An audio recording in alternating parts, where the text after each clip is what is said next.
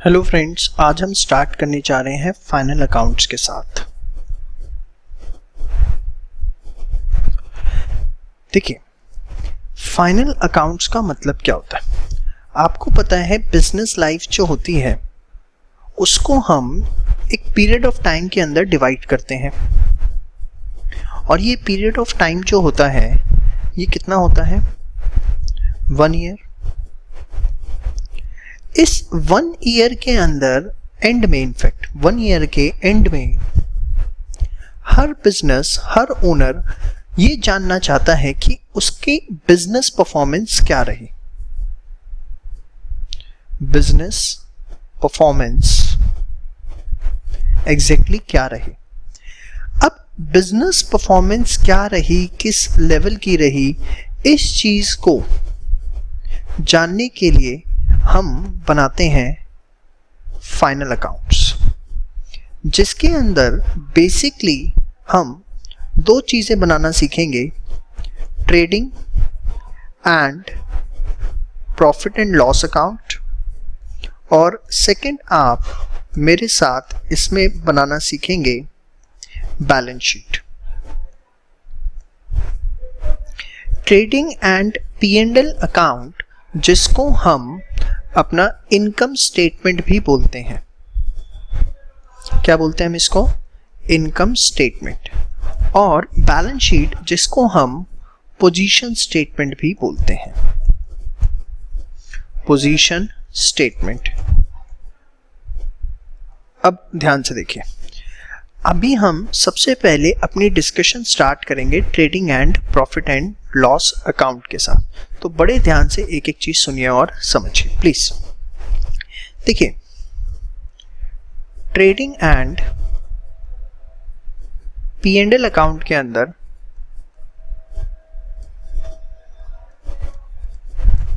हम बेसिकली, जैसा हमने बताया कि मकसद क्या है, to find out profit. But ये प्रॉफिट्स भी जो हैं वो हमारे 2 तरह के यहाँ पर हम निकाल सकते हैं। कौन कौन से वो प्रॉफिट्स हो सकते हैं? यहाँ पर हम 2 तरह के प्रॉफिट निकालते हैं, ग्रॉस प्रॉफिट और नेट प्रॉफिट। जो आपका ट्रेडिंग अकाउंट होता है उसका मकसद होता है ग्रॉस प्रॉफिट निकालना, जबकि जो आपका P&L अकाउंट होता है, प्रॉफिट एंड लॉस अकाउंट होता है, उसका मेन मकसद होता है हमारा नेट प्रॉफिट निकालना। सबसे पहले मैं आपको ये बताना चाहूँगा कि ये 2 प्रॉफिट्स हम अलग अलग क्यों निकालते हैं। ग्रॉस प्रॉफिट हम निकालते हैं ये देखने के लिए कि हमारे बिजनेस से, जो हम बिजनेस कर रहे हैं, जिस गुड का बिजनेस कर रहे हैं, उस गुड्स के वजह से हमें कितना प्रॉफिट हो रहा है। मैं आपको एक छोटा सा एग्जांपल देता हूँ, जरा समझना। सपोज हम 100 यूनिट्स परचेज करके लाए 10 रुपये पर यूनिट से, ठीक है। हम ये परचेज करके लेके आए, तो हमने कैनाई से कि परचेज करी 1000 रुपये की, हाँ या ना।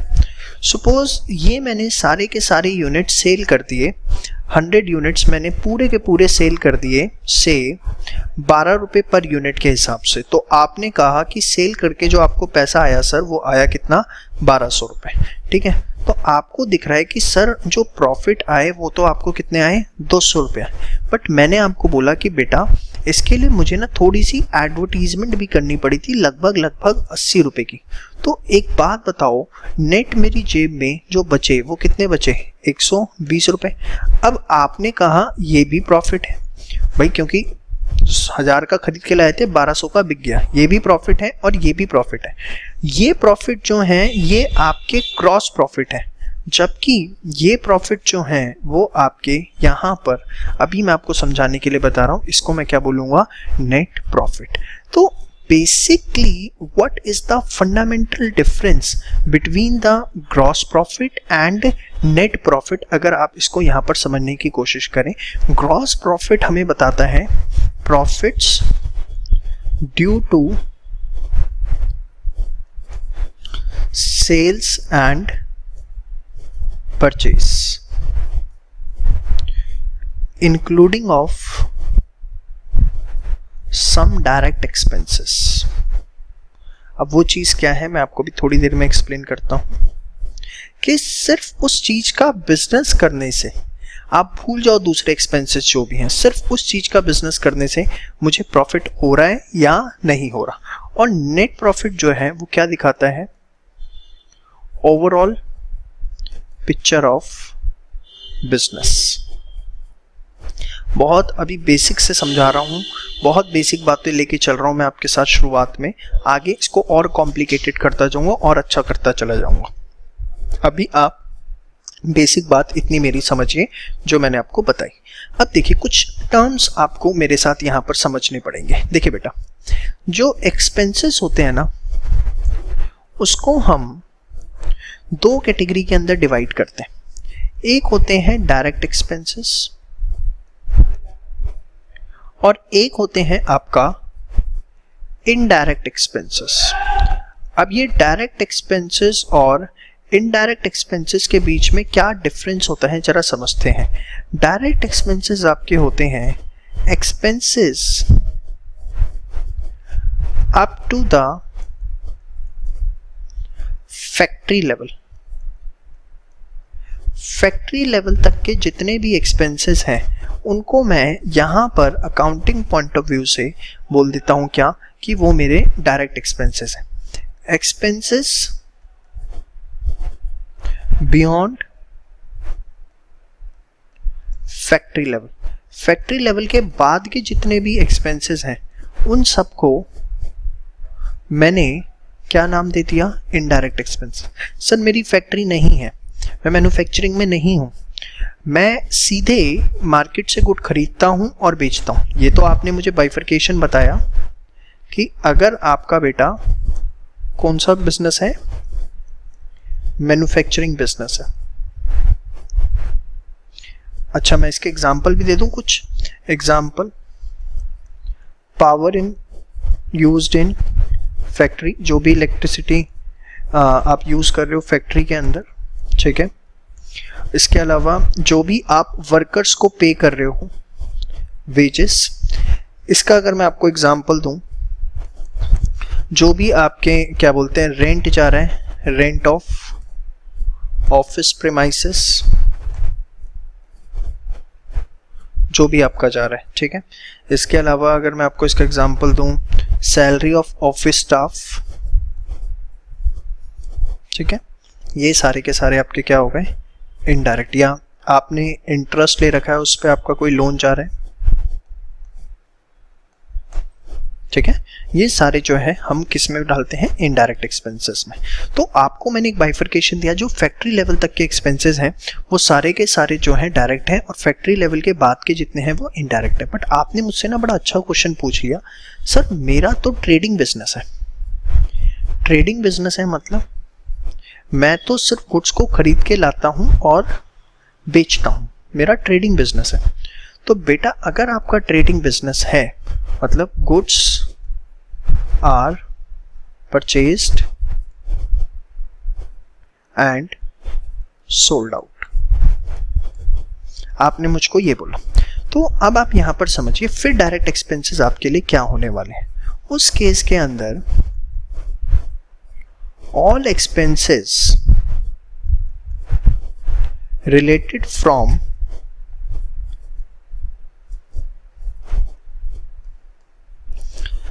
purchase of goods।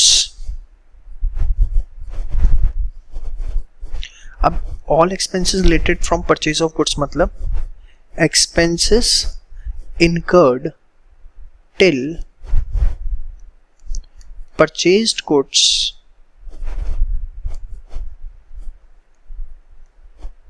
Reach the warehouse. अब ये क्या है सर, देता हूं बेटा, सारे एग्जाम्पल देने वाला हूं। आपने गुड्स परचेज करे, सपोज आपने गुड्स परचेज करे 1 लाख रुपए के, ठीक है। उन गुड्स को परचेज करके आप अपने गोडाउन तक लेके आओगे, तो उसके लिए आपने ट्रांसपोर्ट वाले भैया को हायर किया, जिसके लिए आपने उन्हें 10,000 रुपये पे करे, ठीक है। तो टोटल कितना हो गया बेटा, 1,10,000 रुपये। ये जो ट्रांसपोर्ट के लिए आपने पे किया, इसको हम टेक्निकली बोलते हैं कैरेज इनवर्ड। क्या बोलते हैं, कैरेज इनवर्ड, कितना 10,000 रुपये। तो ये जो कैरेज इनवर्ड है एक तरह से बेटा यहाँ पर आपका क्या हो गया, डायरेक्ट एक्सपेंस। इसके बाद इनडायरेक्ट एक्सपेंस। इनडायरेक्ट एक्सपेंस क्या है, all expenses other than direct expenses, मतलब उसके अलावा जितने यहाँ पर एक्सपेंसेस हैं, मतलब परचेसेस गुड्स आ गया, अब उसके बाद आपने क्या बोलते हैं कुछ भी, उसके बाद आपने स्टाफ रखा हुआ है, उसको कमीशन जानी है, रेंट जा रहा है, इलेक्ट्रिसिटी बिल जा रहा है, वो सारे आपके लिए क्या हो गए, इनडायरेक्ट एक्सपेंसेस। तो होपफुली आपको दोनों के बीच में डिफरेंस समझ में आ रहा है। अब डायरेक्ट एक्सपेंसेस क्या हुए, expenses up to factory level या all expenses related to purchase of goods, अगर आपका ट्रेडिंग है, ठीक है। अब मैं अगर इसके एग्जाम्पल्स दूं जो आपको क्वेश्चन के अंदर देखने को मिलेंगे, बेटा साथ साथ नोट्स अच्छे से बनाते रहना, उसके अंदर कोई कमी मत छोड़ना प्लीज, ठीक है। अगर मैं अब बेटा आपको डायरेक्ट एक्सपेंसेस के एग्जाम्पल दूं तो डायरेक्ट एक्सपेंसेस में हमारे पास क्या क्या एग्जाम्पल आते हैं, पावर, फ्यूल जो इलेक्ट्रिक ऑफिस में यूज होता है, कैरेज ऑफिस में कह रहा हूँ सॉरी, मशीनरी में यूज होता है कैरेज इनवर्ड, ठीक है। एक आपका वेजेस। अब कई बार ना आपको कंफ्यूजन मिलता है दो वर्ड्स में, wages and salaries, salaries and wages. तो मैं आपको थोड़ा सा इसके बारे में बता दूं, ध्यान से सुनिए बेटा। एग्जैक्ट दोनों के बीच में डिफरेंस है क्या, अगर मैं आपको समझाऊं। देखो हमें एक चीज पता है कि जो भी लेबर होती है, जो भी सेमी स्किल्ड या अनस्किल्ड काम कर रहे हैं, तो उनको जो भी हम पे कर रहे हैं क्या कहलाती है, वेजेस। बट आपका जो एक परमानेंट स्टाफ है, वाइट कॉलर जॉब जितने भी कर रहे हैं, उनको आप जो भी पे कर रहे हैं उनको क्या बोला जाता है, सैलरी, ठीक है। That is the personal that is working in the organisation, ठीक है। पर्सनल या दूसरे उसमें मैनेजर्स जितने भी काम कर रहे हैं। मैं छोटा सा एग्जांपल देता हूँ। आप एक बात बताओ, अगर आप बात करते हो फैक्ट्री लेवल पे, तो फैक्ट्री लेवल पे कैन आई से कि जो लेबर्स हैं वो ज्यादा होती हैं एज कंपेयर टू मैनेजर्स, हाँ या ना, लेबर ज्यादा होती हैं किससे, मैनेजर से। अब लेबर्स ज्यादा हैं मैनेजर से, तो मतलब कैन आई से वेजेस का प्रोपोर्शन ज्यादा होता है सैलरी से, तो इसीलिए वर्ड यूज कर दिया जाता है वेजेस एंड सैलरीज। फैक्ट्री के अंदर भी सैलरी पे हो रही है, जितने भी मैनेजर्स हैं उनको आप सैलरी पे कर रहे हो, वर्कर्स को आप वेजेस पे कर रहे हो, बट प्रपोर्शन वेजेस का ज्यादा है, इसलिए वेजेस एंड सैलरीज जो है वो एक फैक्ट्री लेवल का एक्सपेंस है। समझ में आई बात, इसलिए हम उसे क्या मानेंगे, डायरेक्ट एक्सपेंस मानेंगे, ठीक है। तो वेजेस लिखा हो या वेजेस एंड सैलरीज लिखा हो, आपको कंफ्यूज होने की जरूरत नहीं है, ठीक है बेटा। सैलरीज एंड वेजेस की जब आप बात करते हैं, इसके अंदर क्या होता है, देखो बेटा, जो सैलरीज एंड वेजेस जब लिखा होता है ऑफिस लेवल की, अगर आप बात करते हो ऑफिस लेवल पे, तो ये बात आपको बहुत अच्छे से पता है कि ऑफिस लेवल पे मैनेजर्स लोग ज़्यादा होते हैं, जबकि जो वर्कर्स होते हैं वो थोड़े कम होते हैं, ठीक है। तो मतलब यहाँ पर कहीं ना कहीं जो सैलरी है उसका रेशो ज़्यादा होता है और वेजेस का रेशो कम होता है। बात समझ में? तो salaries and wages office level पे है, यस और नो? तो कैन आई से it's a office level expense, ठीक है। और I can say it's a indirect expense, ठीक है। तो डायरेक्ट में आपका क्या आएगा, वेजेस एंड सैलरीज। तो डायरेक्ट एक्सपेंस होपफुली आपको पूरा का पूरा क्लियर होना चाहिए, उसके अंदर किसी भी तरीके से कोई डाउट नहीं होना चाहिए, ठीक है। अब आगे अगर हम बात करते हैं, मैं आपको समझा रहा था इनडायरेक्ट एक्सपेंसेस के बाद, डायरेक्ट समझा दिया, मैं समझाने जा रहा हूं आपको क्या, इनडायरेक्ट एक्सपेंसेस। सबसे बढ़िया डेफिनेशन अगर मैं इसकी दूं आपको, expenses other than direct expenses,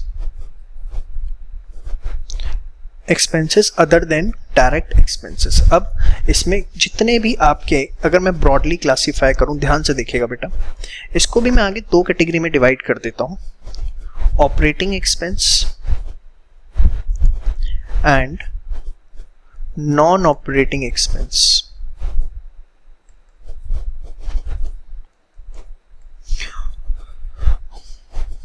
directly link with business operations, ऐसे एक्सपेंसेस जो सीधे के सीधे बिजनेस ऑपरेशन से रिलेटेड हैं, उनको हम नाम दे देते हैं क्या? Operating expenses. Non operating expenses, non operating expenses क्या होते हैं? Not directly link with business operation. मतलब अगर मैं थोड़ा सा सही समझ रहा हूं तो इसका मतलब सर यही है कि expenses other than direct expense, मतलब फैक्ट्री लेवल के बाद का एक्सपेंस है, ठीक है, या परचेज, अगर ट्रेडिंग बिजनेस है तो परचेजेस के बाद जितना खर्चा हुआ वो सारा इनडायरेक्ट एक्सपेंस है। और उसमें भी आपने दो चीजें बता दी कि हो सकता है वो बिजनेस ऑपरेशन से डायरेक्टली लिंक हो सकता है वो बिजनेस ऑपरेशन से मेरा डायरेक्टली लिंक ना हो। अब सर इसको थोड़ा सा और अच्छे से समझा देते कि directly link with business operation, not directly link with business operation. बड़े आराम से एक एक चीज समझेंगे, कुछ भी डाउट नहीं रहेगा आपके मन में। देखिए बेटा, आप रेंट पे करते हो, ऑफिस रेंट पे करते हो, समझना जरा। अगर आप ऑफिस रेंट पे कर रहे हो, आप ऑफिस रेंट कब तक पे करोगे? सर जब तक बिजनेस चल रहा है। जिस दिन बिजनेस बंद, क्या उस दिन ऑफिस रेंट जाएगा? मतलब अच्छा, कितना बड़ा ऑफिस होगा वो भी डिपेंड करता है लेवल ऑफ ऑपरेशन पे। जितना बड़ा आपका बिजनेस होता जाएगा उतना ऑफिस स्पेस बढ़ता जाएगा, उतना रेंट बढ़ता चला जाएगा। तो this expenses directly link with your business operation, yes और नो? स्टाफ सैलरी, भाई जितना ज्यादा स्टाफ होगा उतनी ज्यादा सैलरी जाएगी, मानते हो इस बात को? यस और नो? अब ये कितना ज्यादा स्टाफ होगा, अगेन वो डिपेंड करता है कि लेवल ऑफ ऑपरेशन क्या होगा बिजनेस का, यस और नो? और कल दिन अगर आपका बिजनेस बंद हो जाता है, खुदा ना खास्ता, तो क्या स्टाफ सैलरी जाएगी? मतलब ऐसे खर्चे जो सीधे सीधे आपके बिजनेस ऑपरेशन से लिंक है, बिजनेस ऑपरेशन कर रहे हो इसलिए है, but other than factory expense, वो है ऑपरेटिंग एक्सपेंस।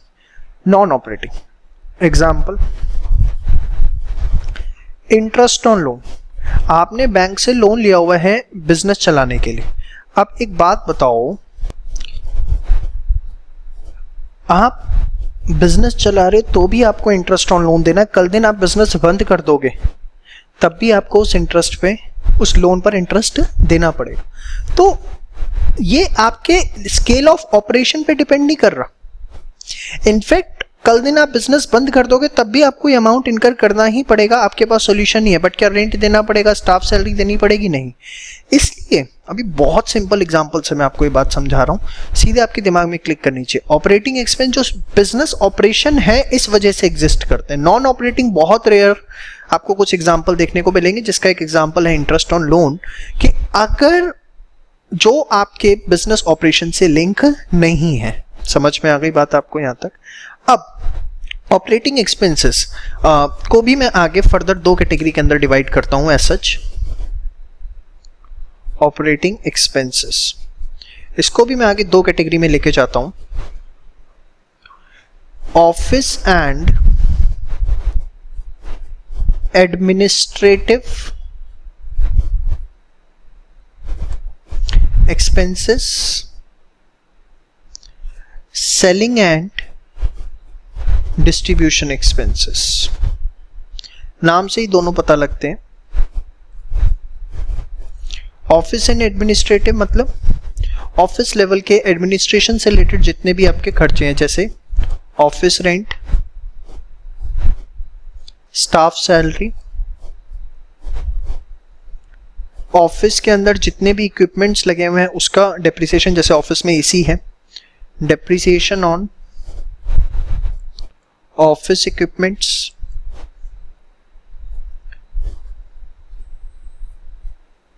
ठीक है, इलेक्ट्रिसिटी बिल, कहाँ का? ऑफिस का,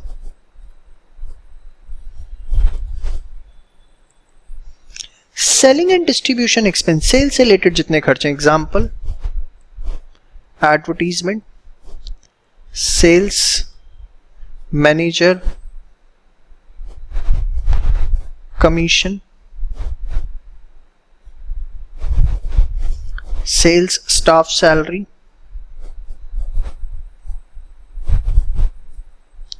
ठीक है। फ्री डिलीवरी चार्जेस, मतलब जो आप फ्री डिलीवरी अगर कस्टमर को करवाते हो तो उसके जितने भी चार्जेस आपको पड़ते हैं, ये सारे आपके, इनको हमने दो बाइफरकेशन में कर दिया। सिर्फ आप नोट्स बनाओ, आपको थोड़ा सा ये पता होना चाहिए इन डिटेल, सारी चीज़ें बहुत इंपॉर्टेंट है। तो अगर मैं सारी चीज़ों को अच्छा लिंक करूं तो कैन आई से सर आपने ये बताया था एक्सपेंस दो तरह के हो गए, डायरेक्ट इनडायरेक्ट। इनडायरेक्ट आगे दो तरीके के हो गए, ऑपरेटिंग एक्सपेंस और नॉन ऑपरेटिंग। और ऑपरेटिंग एक्सपेंस भी आगे दो तरीके के हो गए, office and admin, selling and distribution. यही दो तरह के आपका पूरा का पूरा चार्ट बनता है। ये सारे कौन से, फैक्ट्री लेवल के, ये ऑफिस लेवल के। अच्छा एक बात बताओ, अगर रेंट फैक्ट्री प्रीमाइसेस का जा रहा है, फैक्ट्री प्रीमाइसेस का रेंट जा रहा है, तो वो डायरेक्ट है या इनडायरेक्ट? डायरेक्ट है। मैंने आपको बताया ना जितने फैक्ट्री लेवल के एक्सपेंसेस हैं, इसमें एक चीज आप और जोड़ लो, रेंट ऑफ फैक्ट्री प्रीमाइसेस, उसने स्पेसिफिकली अगर लिख दिया तो फिर वो डायरेक्ट है। बट अगर रेंट ऑफिस का जा रहा है तो वो आपका इनडायरेक्ट है। आप इसको शॉर्ट में ऐसे भी याद रख सकते हो, ऑफिस लेवल एक्सपेंसेस, इनको बोला भी जाता है बड़ा फ्रीक्वेंटली ऑफिस लेवल एक्सपेंसेस। समझ में आई बात? ऐसे ही डेप्रिसिएशन, अगर डेप्रिसिएशन मशीनरीज का है जो फैक्ट्री में यूज हो रही है तो फिर वो डायरेक्ट है। ऑफिस में जो इक्विपमेंट लगे हुए हैं उस पे डेप्रिसिएशन है तो वो इनडायरेक्ट है। डेप्रिसिएशन ऑन मशीनरीज, बस इतना याद रखो, ले दे के factory level expense direct, office level indirect. समझ में आ गया? ये सारी बातें मैंने आपको बता दी। बट आप ये याद रखना, अगर क्वेश्चन में, इन क्वेश्चन, अब मैं क्वेश्चन की भी बात यहां बता दूं, इन क्वेश्चन अगर सिर्फ रेंट लिखा हुआ है या डेप्रिसिएशन लिखा हुआ है, आगे कुछ भी नहीं लिखा हुआ, तो आप इसे क्या मानोगे? इनडायरेक्ट मानोगे। क्यों, क्या, कैसे? सारी बुक्स में लिखा हुआ है। कायदे से तो उन्हें बाइफरकेशन बताना चाहिए कि रेंट किसका है, फैक्ट्री का है तो मैं डायरेक्ट में लूं, नहीं तो मैं इनडायरेक्ट लूं। डेप्रिसिएशन मशीनरीज का है तो डायरेक्ट लूं, नहीं तो ऑफिस इक्विपमेंट का तो इनडायरेक्ट लूं। बट अगर कुछ नहीं लिखा हुआ तो आप देखेंगे हर किताब यही कहती है, और एजम्पशन है स्टैंडर्ड मैं कहूँ, अगर कुछ नहीं लिखा हुआ, इफ नथिंग इज स्पेसिफाइड, सिर्फ रेंट डेप्रिसिएशन है, आप उसे क्या मानेंगे? Indirect expense. ठीक है। अच्छा, यहाँ पर एक और चीज, जो फ्री डिलीवरी चार्जेस आप कहें, इसको हम कैरेज आउटवर्ड भी बोलते हैं। कैरेज आउटवर्ड, समझ में आ गई बात? तो ये सारा का सारा एक चार्ट आपने मेरे साथ पूरा एक्सपेंसेस का तैयार किया। अब हम अपनी डिस्कशन बहुत अच्छे से कर पाएंगे। पहले आप यहाँ तक एक बार सारा रिवाइज करिए। चलिए, अब हम एक एक करके दोनों प्रॉफिट्स की बात करते हैं। सबसे पहले बात करते हैं ग्रॉस प्रॉफिट की, कि ग्रॉस प्रॉफिट किस तरीके से निकलता है। देखिए, ग्रॉस प्रॉफिट होता है आपका sales minus cost of goods sold. बड़े ध्यान से, आराम से एक एक चीज आपको सुननी है और समझनी है। मैंने क्या लिखा? Sales minus cost of goods sold. जितने गुड्स बिके हैं उनकी कॉस्ट लेनी है, सारे गुड्स की नहीं लेनी। सपोज आप परचेज करके आए 100 यूनिट्स और 1 यूनिट आपने 10 रुपए के हिसाब से परचेज करी। सेल्स हुई आपकी 80 यूनिट्स की और 1 यूनिट आपने 15 की बेची। आपने कहा सर सेल्स वैल्यू जो है वो है 80 इंटू 15 1200, जबकि परचेजेस जो हैं वो है 100 इंटू 10 1000 और हमें 200 रुपये का प्रॉफिट हुआ। अगर आप ऐसा कहते हो तो आप एकदम गलत हो, ये रॉन्ग मेथड है। अगर आपने कहा कि सेल्स वैल्यू 1200 है और वो सेल्स वैल्यू 1200 है क्योंकि 80 यूनिट हमने सेल करी 15 के भाव से, यही था ना। परचेजेस, अगर आप सेल 80 यूनिट की ले रहे हो तो कॉस्ट ऑफ परचेज भी 80 यूनिट्स की लोगे। कॉस्ट ऑफ गुड्स सोल्ड मतलब 80 इंटू 10, तो जो प्रॉफिट्स हैं वो आपके कितने आएंगे? 400 आएंगे। ये आपकी ट्रू पिक्चर है। Sales minus cost of goods sold. Total value of purchases नहीं लेनी, जितने गुड्स सेल किए हैं उसकी कॉस्ट लेनी। ऐसा क्यों होता है बता सकते हो? क्यों गुड्स सोल्ड की लेते हैं, टोटल नहीं लेते? इसके पीछे कारण होता है, याद करो, आप बचपन में पढ़ते थे, मैचिंग प्रिंसिपल। मैचिंग प्रिंसिपल क्या कहता है? मैचिंग प्रिंसिपल कहता है cost should match the revenue. Cost वो होनी चाहिए जो, मैथ याद आ रही है मुझे, cost should match the revenue. Cost उतनी लेनी है जितना रेवेन्यू आपने जनरेट किया है। मतलब रेवेन्यू जनरेशन अगर 80 यूनिट्स का है तो कॉस्ट भी 80 यूनिट्स की ली जाएगी, वो 100 यूनिट्स की नहीं ली जाएगी। समझ में आता है? अब तो कॉस्ट ऑफ गुड्स सोल्ड है। अब इसको हम निकालते कैसे, अगर समझे हम इन चीज़ों को थोड़ा सा। क्या मैंने परचेजेस 100 यूनिट्स की थी, बट यहाँ पर मैंने परचेजेस कितनी ली? 80 यूनिट्स ली। ठीक है, तो अब ध्यान से समझना ज़रा, मैं इसका फॉर्मूला बना के आपको सिखाता हूँ। इसका फॉर्मूला ऐसा होता है opening stock plus purchases minus closing stock plus direct expenses. अब ध्यान से समझिए एक एक चीज। डायरेक्ट एक्सपेंसेस के बारे में मैं सब बता चुका हूं। ये opening stock plus purchase minus closing stock क्या है? सपोज हमारे पास ऑलरेडी 20 यूनिट्स पड़ी हुई थी जो कि हमने 10 रुपए के हिसाब से 1 यूनिट खरीदी थी। हमने परचेज करी से 100 units at the rate of 10 each. ठीक है, सेल्स हमने करी से 70 यूनिट्स, 70 बिक पाई। तो आपके पास 20 यूनिट थी, 100 आपने और खरीद ली, तो total goods available for cell, sold नहीं लिखा मैंने, अवेलेबल फॉर सेल, सेल करने के लिए आपके पास 20 यूनिट थी, 100 आपने और खरीदी, तो कितनी थी टोटल? 120 यूनिट। इस 120 यूनिट में से आपने एक्चुअली सोल्ड आउट, आपने कितनी यूनिट्स बेच दी? आपने बेच दी 70 यूनिट्स। तो अगर देखा जाए तो स्टॉक के अंदर अभी भी स्टॉक इन हैंड जो आपके पास पड़ा हुआ है वो कितने यूनिट्स का पड़ा हुआ है? 50 यूनिट्स का। कैन आई से दिस इज क्लोजिंग स्टॉक? हाँ या ना? पक्का? इन दोनों को मिलाकर क्या आया? Total goods available for cell, उसमें 70 बिक गए, तो ये आ गया आपका स्टॉक इन हैंड। तो आप अगर समझें इस चीज को कि यहां पर मेरे पास क्लोजिंग स्टॉक आया 50 यूनिट्स का। अब मैं इसे दूसरे एंगल से देखूं, दूसरे एंगल से देखना जरा आप। 20 यूनिट थी, 100 और आई, 20 ओपनिंग स्टॉक था, परचेज करके 100 और आया यूनिट्स, ठीक है।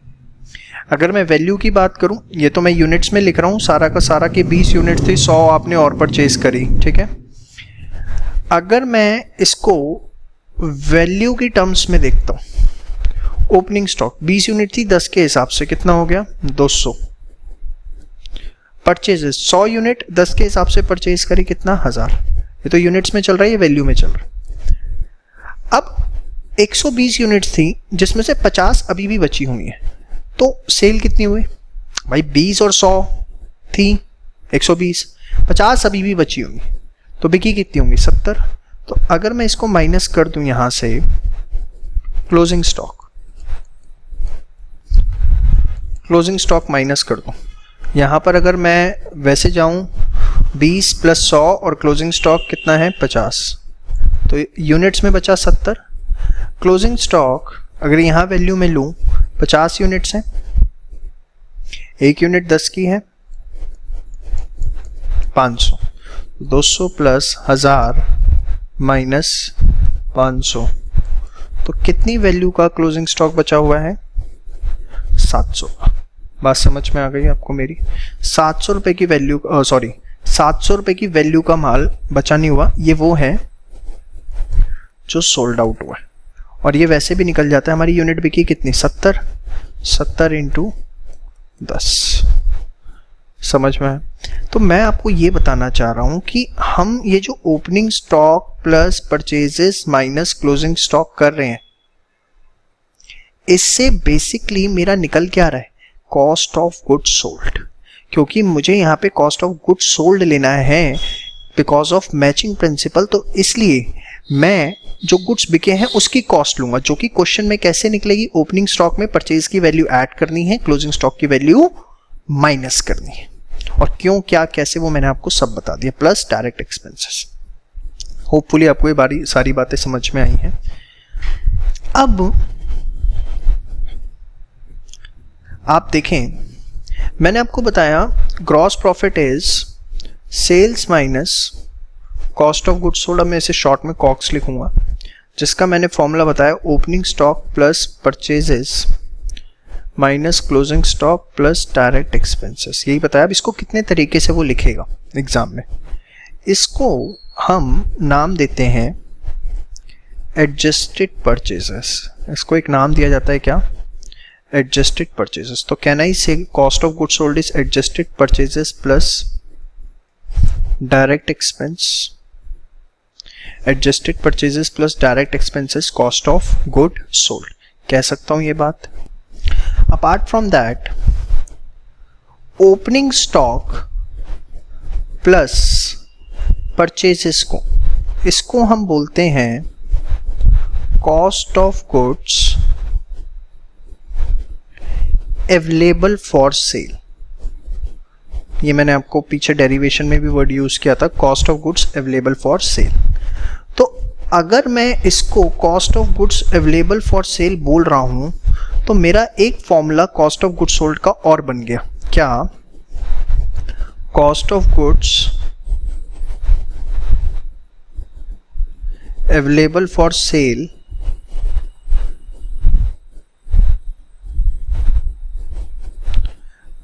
Minus closing stock plus direct expenses. तो 3 फॉर्मूले आपके बन गए। और 3 फॉर्मूले क्या बने, मेन तो आपको ये पता होना चाहिए कि opening stock plus purchases minus closing stock, मैं इसको थोड़ा यहाँ डिलीट कर देता हूँ कहीं आप कंफ्यूज हो जाओ, इसको तो हम क्या बोलते हैं adjusted purchases. Opening stock plus purchases को हम क्या बोलते हैं cost of goods available for cell, ठीक है। तो उसके बेसिस पर एक हमने और फॉर्मूला तैयार किया। तो first formula, second formula and third formula, तीनों बातें आपको पता होनी चाहिए। कब क्या गिवन है, किसमें क्या इंक्लूड है, उससे आपकी हेल्प होगी। होपफुली आपको मेरी बात समझ में आ रही है, ठीक है। देखिए अब अगर मैं बात करूं, ग्रॉस प्रॉफिट हमने निकाला, इसको हम ट्रेडिंग अकाउंट से कैसे निकालते हैं, ये तो आपने फॉर्मूले से समझा। इसके लिए हम बनाते हैं ट्रेडिंग अकाउंट। वैसे ट्रेडिंग P&L साथ साथ बनाना चाहिए, बट मैं भी आपको क्योंकि ग्रॉस प्रॉफिट पढ़ा है तो सिर्फ उसकी बात बता रहा हूँ। यहां हमने लिखा ओपनिंग स्टॉक, यहां हमने लिखी purchases, sales, direct expense, closing stock.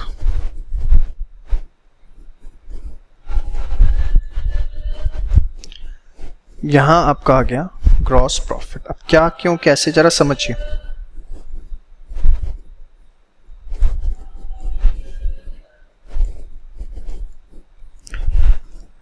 देखिए, कॉस्ट ऑफ गुड्स सोल्ड का फॉर्मूला क्या था? Opening stock plus purchases plus direct expense minus closing stock, कुछ यही था। ये तीनों एक तरफ है, opening stock plus purchases plus direct expense. Closing stock opposite side है, तो इन तीन वैल्यूज में से ये माइनस हो गया, यस और नो? तो कैन आई से, अगर एक तरह से देखा जाए ये तीन वैल्यूज प्लस हो रही है, ये अपोजिट साइड है माइनस, तो बचेगा क्या? Cost of goods sold. अब यहां क्या बचा? सेल्स।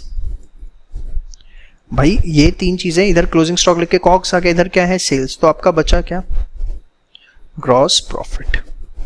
समझ में आई बात? तो ये कोई फॉर्मेट यूनिक नहीं है, ये नहीं है कि आपको इसे रटना है, ये सारी चीजें मैं आपको बड़ी डिटेल के अंदर ऑलरेडी समझाता हुआ आ रहा हूं। समझ में आई बात? एक क्वेश्चन अगर आपसे सपोज पूछ लिया गया, या आपको सपोज सीधे उसने बता दिया कॉस्ट ऑफ गुड्स सोल्ड ही, तो आप सेल्स यहां लिख दोगे और कॉस्ट ऑफ गुड्स सोल्ड यहां लिख दोगे। क्वेश्चन मैं आपके साथ अभी इस पे क्लोजिंग स्टॉक पे लेटर ऑन डिस्कस करूंगा जब मैं एडजस्टमेंट्स पे आऊंगा। चलिए, होपफुली आपको यहां तक सारी बातें क्लियर है। अब बात आती है नेट प्रॉफिट की। ग्रॉस प्रॉफिट हमारा क्लियर हो गया, नेट प्रॉफिट। देखिए नेट प्रॉफिट कैसे निकलता है। ग्रॉस प्रॉफिट के अंदर से अगर आप सारे के सारे इनडायरेक्ट एक्सपेंसेस माइनस कर देते हो। इनडायरेक्ट एक्सपेंसेस दो तरह के हैं, कौन कौन से? ऑपरेटिंग एक्सपेंस और non operating expense. Operating expense आगे दो तरह के हैं, कौन कौन से? ऑफिस एंड एडमिन, याद करवाने के लिए बस बार बार लिख रहा हूं, सेलिंग एंड डिस्ट्रीब्यूशन गुड। तो अगर आप सारे के सारे इनडायरेक्ट एक्सपेंसेस माइनस कर देते हो, प्लस कर देते हो नॉन ऑपरेटिंग इनकम्स। अब ये क्या आ गया sir? Non operating incomes. Non operating incomes क्या है? Incomes other then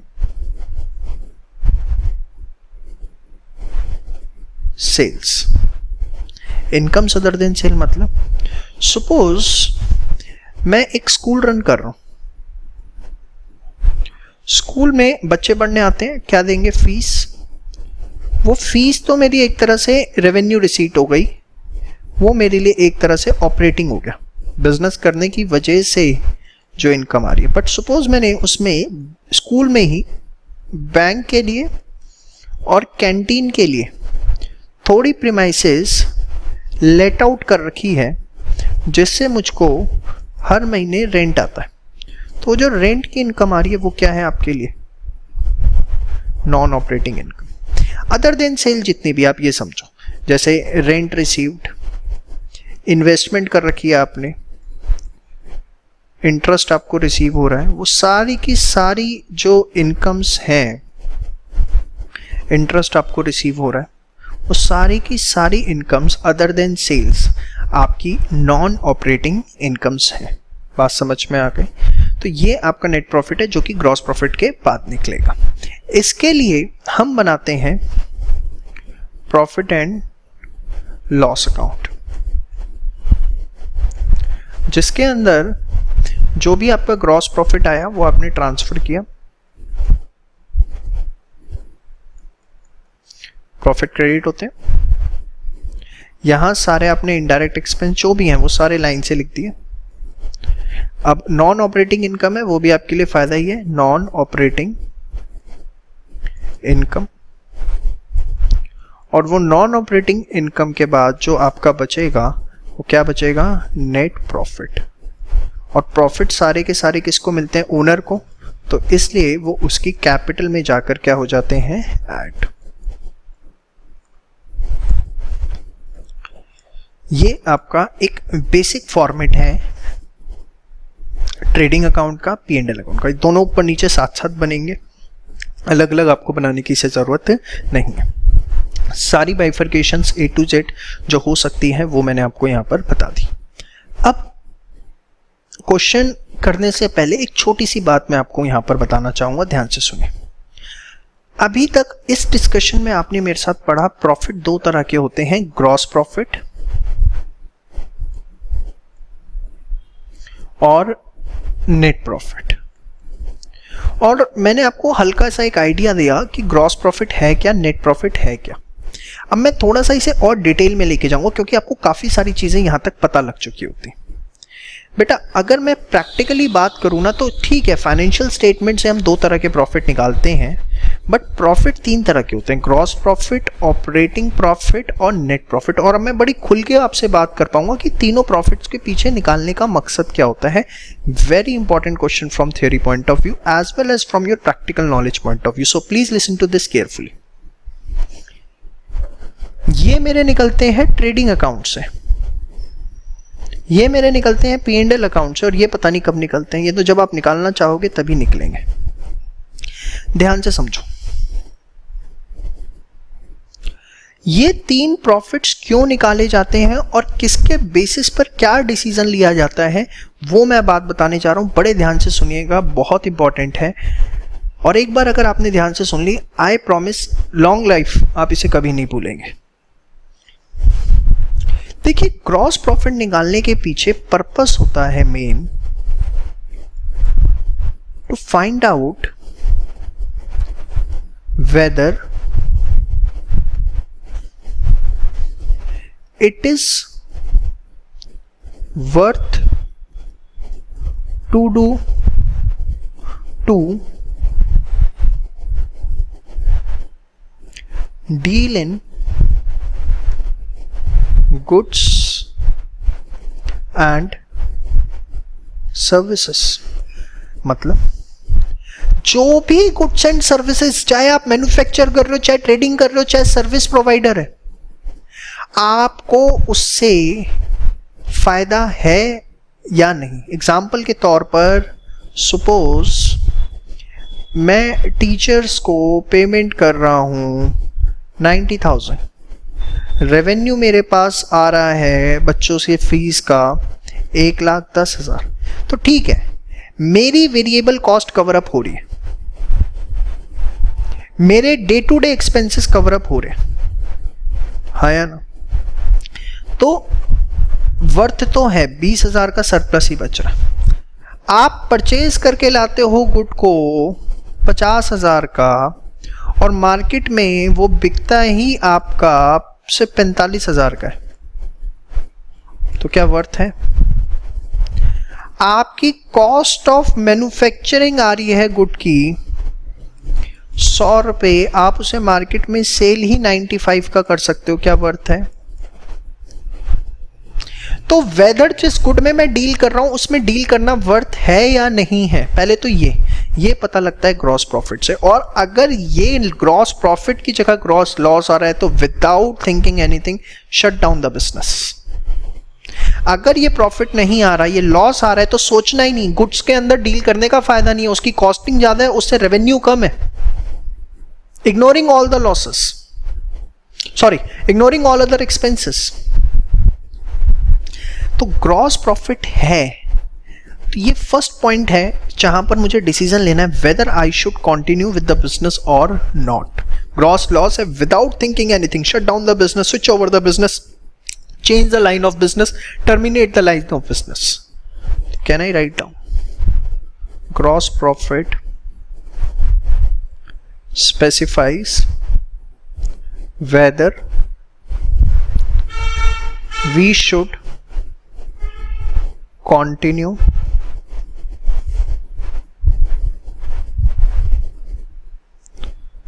with the business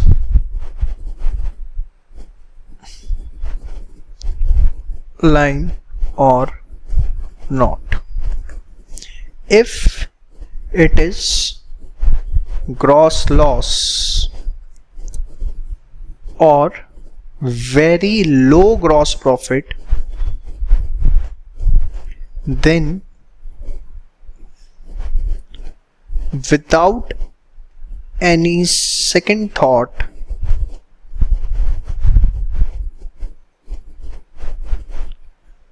owner should shut down the business.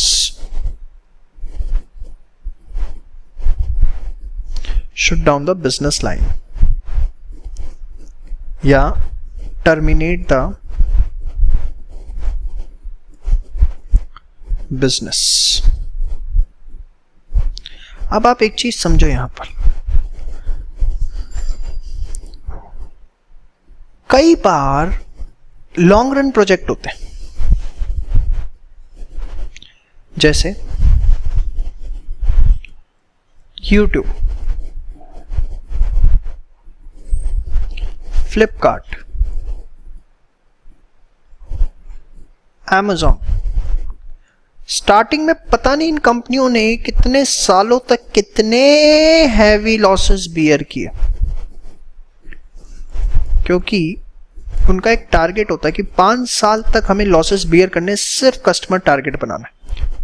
तो वो वहां पर ग्रॉस प्रॉफिट को नहीं देखते, क्योंकि उनका बड़ा लॉन्ग रन प्रोजेक्ट होता है। अगर आपका लॉन्ग रन प्रोजेक्ट है तो फिर ग्रॉस लॉस की भी अहमियत खत्म हो जाएगी। अब देखो ना भाई, YouTube ने फ्री वीडियोस दिखाई पता नहीं कितने सालों तक, लोगों को हैबिचुअल बनाया। Once the people get habitual, now YouTube is earning huge amount of money. Flipkart, Amazon, Paytm, कितने कैशबैक्स, कितने ऑफर्स दिए कि एक बार लोग हैबिचुअल बने फिर कमा लेंगे, फिर हैबिट बन जाएगी ना, आलस आ जाएगा, वो कहीं और नहीं जाएंगे, फिर हमारे पास ही आएंगे, फिर हम कमाएंगे। तो वो लॉन्ग रन प्रोजेक्ट्स है, तो इनिशियल ईयर्स में वहां पर ये ग्रॉस प्रॉफिट भी मैटर नहीं करता। ये सिर्फ नॉलेज के लिए, समझ में आई? ऑपरेटिंग प्रॉफिट ये क्या होता है? ध्यान से समझिए। ऑपरेटिंग प्रॉफिट के बारे में मैं आपको थोड़ा सा पहले बता दूं, अभी मैंने बताया नहीं है कुछ। ऑपरेटिंग प्रॉफिट जो कि आपके बेटा होते हैं gross profit minus operating expenses. Gross profit minus operating expenses, जो कि 2 तरह के थे। कौन कौन से? Office and admin, selling and distribution. यही 2 थे ना बेटा? तो आप देखो, इससे ये तो पता लग गया कि हाँ, लाइन जो हमने ली हुई है बिजनेस लाइन, उसकी वजह से प्रॉफिट है। बट सपोज आपके ऑफिस एक्सपेंसेस, ऑफिस का रेंट, इलेक्ट्रिसिटी, कमीशन बहुत ज्यादा है, और ऑपरेटिंग प्रॉफिट की जगह ऑपरेटिंग लॉस आ रहा है। मतलब आपका ग्रॉस प्रॉफिट तो आ रहा है 1 लाख, बट सपोज आपके ऑपरेटिंग एक्सपेंसेस जो हैं वो आपके हैं 1.5 लाख। मतलब आप गुड्स की वजह से तो कमा रहे हो, बट ऊपर से जो ये ऑफिस के खर्चे हैं ना, ऑफिस एंड के सेलिंग एक्सपेंस जो हैं, office and admin, selling and admin distribution, मतलब मैंने वैसे लिख दिया यहाँ पर, कंफ्यूज हो, ऑफिस प्लस सेलिंग एक्सपेंस। अब आप 1 लाख रुपए का बिजनेस लाइन की वजह से तो प्रॉफिट कमा रहे हो, बट आपके ऑपरेटिंग एक्सपेंसेस इतने हैं 1.5 लाख रुपए कि अल्टीमेटली बिजनेस करने का कोई फायदा नहीं हो रहा, आपको ऑपरेटिंग लॉस हो रहा है 50,000 का। तो यहां पर ये प्रॉफिट बहुत हद तक डिसाइड करते हैं डिसीजन मेकिंग। अब डिसीजन मेकिंग क्या? पहली चीज, whether operating profits can be reduced, yes और नो। पहले तो ये सोचो। सेकेंड, क्या ऑपरेटिंग प्रॉफिट रिड्यूस हम कर सकते हैं? एंड सेकेंड चीज, whether gross profits can be increased to cover up operating expense. या तो ये बड़े ऑपरेटिंग एक्सपेंस रिकवर हो या ऑपरेटिंग एक्सपेंस कम हो ताकि ग्रॉस प्रॉफिट से कंपनसेट हो। और अगर ये पॉसिबल नहीं है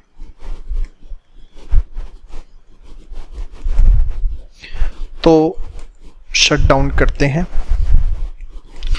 और अगर पॉसिबल है तो बिजनेस कंटिन्यू करते हैं, एक्सपेंशन करते हैं। जितना ऑपरेटिंग प्रॉफिट होगा उतना बेस्ट है, उतना प्रॉफिट बिजनेस से आप कमा रहे हो और उतना आप एक्सपेंशन की तरफ बढ़ोगे। सपोज आपके ग्रॉस प्रॉफिट 1 लाख है, आपके ऑपरेटिंग एक्सपेंस जो है से वो सिर्फ और सिर्फ 20,000 है। अरे वारे नहीं आ रहे आपके, तो ऑपरेटिंग प्रॉफिट आ रहा है आपको बिजनेस करके कितने का?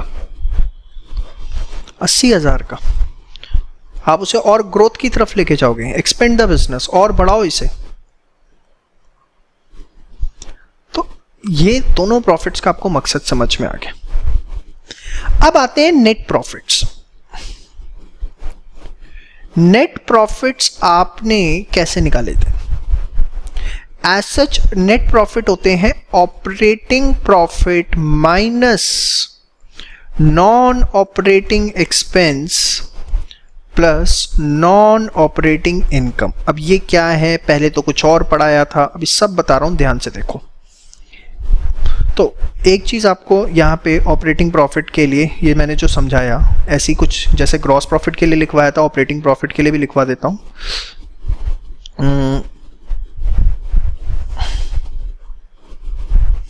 या लिखिए आप पहले ऑपरेटिंग प्रॉफिट के बारे में लिख लीजिए।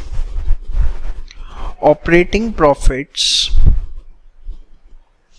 Helps in deciding decision making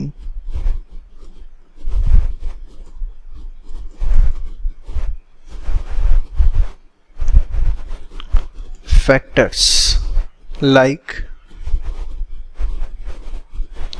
reducing operating expenses or increasing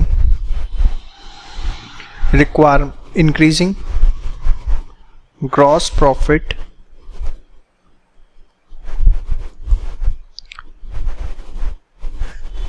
to continue the business in long run। ठीक है, और कैसे निकाले हमने ऑपरेटिंग प्रॉफिट? सर ये आपने निकाले gross profit minus operating expense. अब चलो यहां पर आपको एक बात और बता दूं। ग्रॉस प्रॉफिट क्या था? Sales minus cost of goods sold, यही था। इसमें माइनस और हो गए ऑपरेटिंग एक्सपेंस। भाई ये ग्रॉस प्रॉफिट का फॉर्मूला था ना, तो sales minus cost of goods sold minus operating expense आपने लिखा। क्या मैं माइनस साइन कॉमन लेकर यहाँ cost of goods sold plus operating expense लिख सकता हूँ? हाँ सर लिख सकते हो, और इसको मैं कंबाइनली नाम देता हूँ ऑपरेटिंग कॉस्ट। ऑपरेटिंग कॉस्ट, घबरा मत जाना। अगर ऑपरेटिंग कॉस्ट लिखा हुआ है, ऑपरेटिंग एक्सपेंस लिखा हुआ है, डिफरेंस है। ऑपरेटिंग एक्सपेंस में जब कॉस्ट ऑफ गुड्स सोल्ड जड़ेगा तो वो कॉस्ट ऑफ गुड्स सोल्ड आएगा। समझ में आ गई बात? यहाँ तक सारी एक समरी भी मैं एंड में बनाऊंगा, पहले आप यहाँ तक समझो। अब आते हैं तीसरे, कौन से? Net profit. नेट प्रॉफिट्स के बेसिस पर वी डिसाइड, या मैं और बेटर वर्ड्स के अंदर लिखूं तो helps in determining the net, या हाँ नेट ही लिख लो, net picture of operations during the year. जो भी आपने बिजनेस ऑपरेशंस पूरे साल की, उसकी जो एक नेट पिक्चर आई, एग्जांपल के तौर पे आपने ऑपरेटिंग प्रॉफिट भी निकाल लिए थे।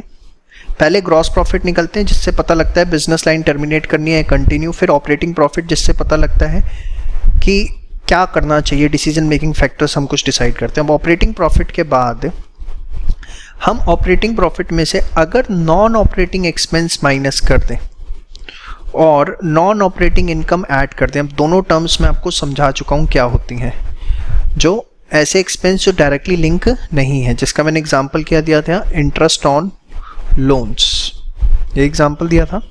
और इसका क्या एग्जांपल दिया था, रेंट रिसीव्ड,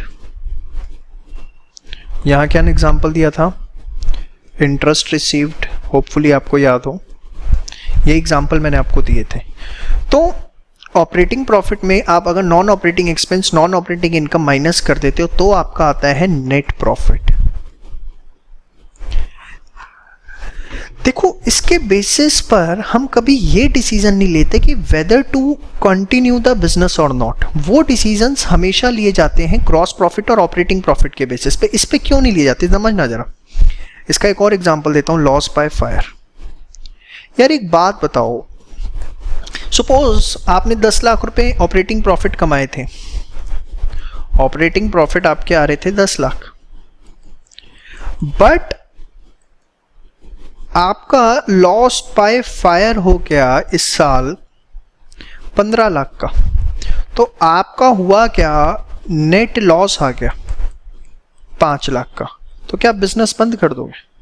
क्या आप भगवान से लिखवा के आए हो कि हर साल आपका 15 लाख का लॉस बाय फायर होगा? ये वो एक्सपेंसेस होते हैं नॉन ऑपरेटिंग, जो मैंने आपको बोला directly link with business operation नहीं है। इसके बेसिस पर मैं कभी ये डिसीजन नहीं लूंगा कि मुझे बिजनेस चलाना है या बंद करना। ठीक है, मुझे इस साल पता लग गया मुझे 5 लाख का नुकसान हुआ है, जिसमें एक ये नॉन रिकरिंग फैक्टर है। इंटरेस्ट ऑन लोन है, अगर आप बिजनेस बंद कर दोगे तो क्या आपको इंटरेस्ट ऑन लोन नहीं देना पड़ेगा? तब भी देना पड़ेगा। तो इस इंटरेस्ट ऑन लोन का मुझे बिजनेस चलाना चाहिए या बिजनेस बंद करना चाहिए, इस पर कोई फर्क नहीं पड़ता। तो नेट प्रॉफिट मैंने लिखा helps in determining the net picture of operations during the year, but businessman never take the decision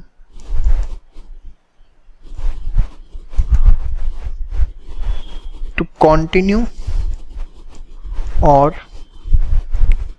shut down the business on the basis of net profit। वो net profit के basis पर कभी भी ये decision नहीं लेता, कभी भी नहीं लेता। ठीक है, एक ओवरऑल पिक्चर पता लग गई।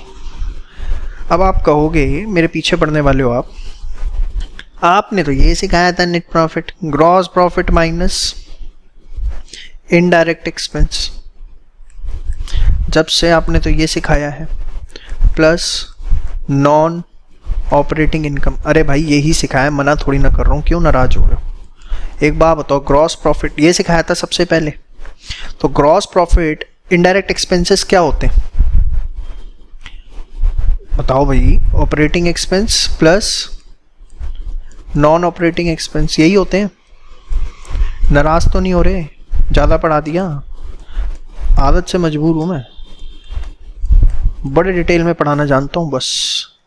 Gross profit operating expense minus non operating expense, minus भाई साइन आ गया ना, प्लस नॉन ऑपरेटिंग इनकम, यही आया। और ये किसका फॉर्मूला है? Gross profit minus operating expense, operating profit का। तो देखो वो फॉर्मूला बन गया जो पीछे लिखा था, कुछ नया थोड़ी ना है, सब कुछ वही घूम रहा है ले देके, वही मोह माया है, वही जंजाल है?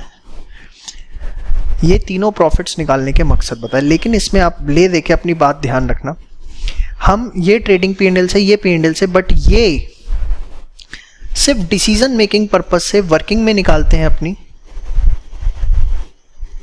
डिसीजन मेकिंग फैक्टर्स के लिए निकालते हैं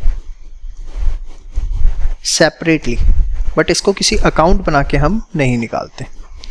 समझ में? अकाउंट्स में हम दो ही निकालते हैं, ट्रेडिंग और P&L। ट्रेडिंग से टर्मिनेशन, P&L से ओवरऑल पिक्चर। ये डिसीजन मेकिंग अफेक्ट नहीं करेगा, ये डिसीजन मेकिंग अफेक्ट करेगा। ठीक है, तो यहाँ तक आपको सारी बातें क्लियर हो जानी चाहिए।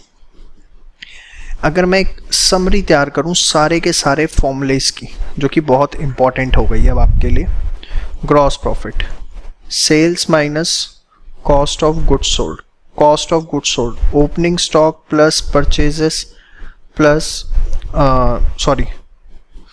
ओपनिंग स्टॉक प्लस परचेजेस, उसी तरीके से बना देता हूँ, minus closing stock plus direct expense. इसका नाम क्या रखा? Cost of goods available for sale, यही नाम रखा। Opening stock plus purchase minus closing stock का नाम क्या रखा? Adjusted purchases.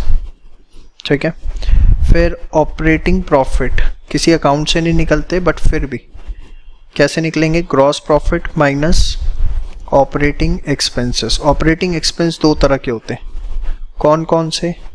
Selling and distribution, office and administration, यही होते हैं। उसके बाद नेट प्रॉफिट क्या होते हैं? नेट प्रॉफिट के अंदर कैसे निकालते हैं? Operating profit minus non operating expense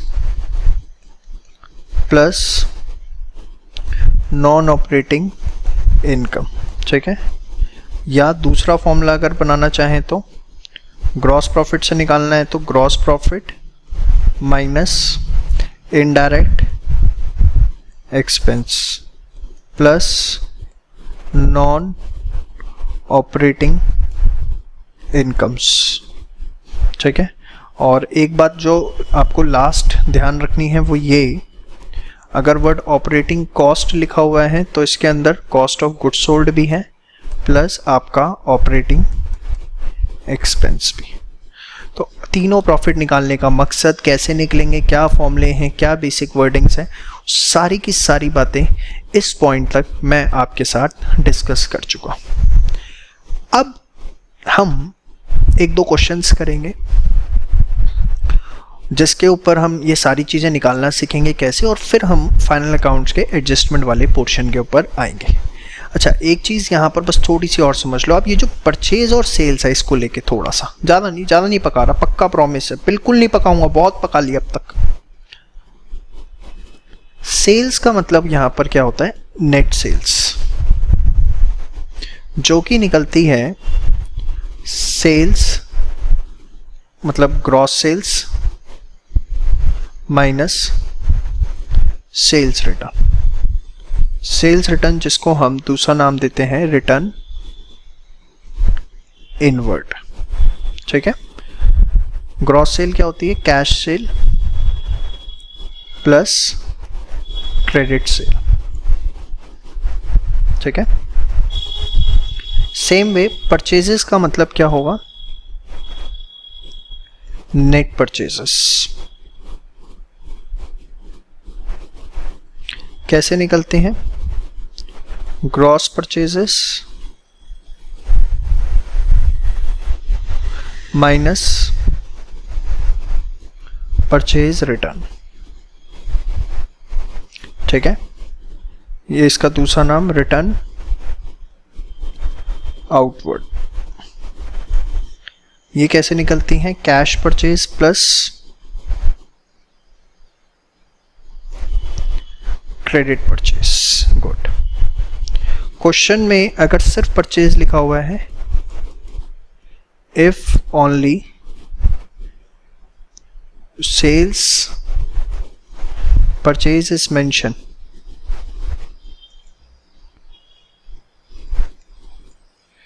assume it to be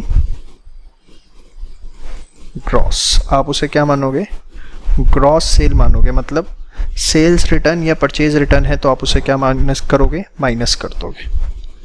ठीक है, और मैंने आपको बताया था रेंट और डेप्रिसिएशन को लेके भी, रेंट और डेप्रिसिएशन हम क्या मानेंगे, इनडायरेक्ट। अगर क्वेश्चन में गिवन है स्पेसिफिक कुछ तो डायरेक्ट मानेंगे, अगर कुछ नहीं गिवन तो हम इनडायरेक्ट मानेंगे, ठीक है। ये कुछ बातें मैंने आपको बताई। वेजेस, सैलरी, सैलरी वेजेस भी हो चुका है, ठीक है। अब हमें क्वेश्चन करने में किसी तरह की कोई दिक्कत नहीं आएगी, एक आधा कोई पॉइंट होगा तो वो हम क्वेश्चन करते हुए कवर अप करेंगे। चलिए, एक क्वेश्चन मैंने आपके सामने रखा है, opening stock, purchases, power, salary, rent, depreciation, wages, carriage, sales, interest on loan, rent receive, interest. आपको gross profit, operating profit, net profit निकालना है और ट्रेडिंग एंड P&L भी इसमें हम बनाएंगे। चलिए, सबसे पहले सॉल्यूशन। ग्रॉस प्रॉफिट की अगर हम बात करें तो क्या होता है बताओ, sales minus cost of goods sold. Sales अगर हम देखें तो हमें डायरेक्टली गिवन है 2.5 लाख रुपए, but cost of goods sold जो है वो हमें निकालना पड़ेगा। तो कॉस्ट ऑफ गुड्स सोल्ड का हमें फॉर्मूला याद है, opening stock plus purchases minus closing stock plus direct expenses. अब अगर मैं देखता हूँ ओपनिंग स्टॉक यहाँ पर हमारे पास है 30,000 रुपये का, ठीक है। परचेजेस आपका है 1 लाख, क्लोजिंग स्टॉक जो है वो आपका नहीं दिया, वेरी गुड। चलो, क्लोजिंग स्टॉक आप क्वेश्चन में लिख लो। है सर, क्वेश्चन चेंज कर रहे हो, हम भी कर लें एग्जाम में? नहीं, तुम अलाउड नहीं हो। 10,000 ले लो।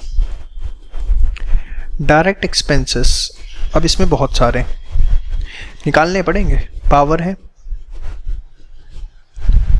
सैलरी नहीं लेंगे, इनडायरेक्ट है, रेंट इनडायरेक्ट है, मैंने बताया था इन दोनों के बारे में कुछ ना लिखा हो तो इनडायरेक्ट लेना है। वेजेस है, आपका जो कैरेज है, अब कैरेज के आगे भी नहीं लिखा हुआ इनवर्ड है या आउटवर्ड है, तो अगर कैरेज के आगे कुछ नहीं लिखा हुआ तो आप उसे इनवर्ड मानोगे। क्या मानेंगे हम इसे? इनवर्ड, अगर कुछ नहीं लिखा हुआ तो। 3 आपके डायरेक्ट एक्सपेंसेस हैं, पावर 5,000, वेजेस 10,000 और कैरेज 5,000। तो आपका ये आ गया 10, 5, 20 माइनस 10 प्लस 1 लाख, यहाँ आपका 30। तो 1 30, 1 50 में से 10 गया, 1,40,000, ठीक है। तो यहाँ आपने 1,40,000 माइनस किया कॉस्ट ऑफ गुड्स सोल्ड, तो ये कितना आ गया आपका? 1,10,000, ठीक है। अब ऑपरेटिंग प्रॉफिट निकालते हैं। कैसे निकलता है? Gross profit minus operating expense. Gross profit में से जब हम ऑपरेटिंग एक्सपेंस माइनस कर देते हैं 1,10,000, और ऑपरेटिंग एक्सपेंस अगर हम देखें 2 तरह के होते हैं, selling and distribution and office and administrator.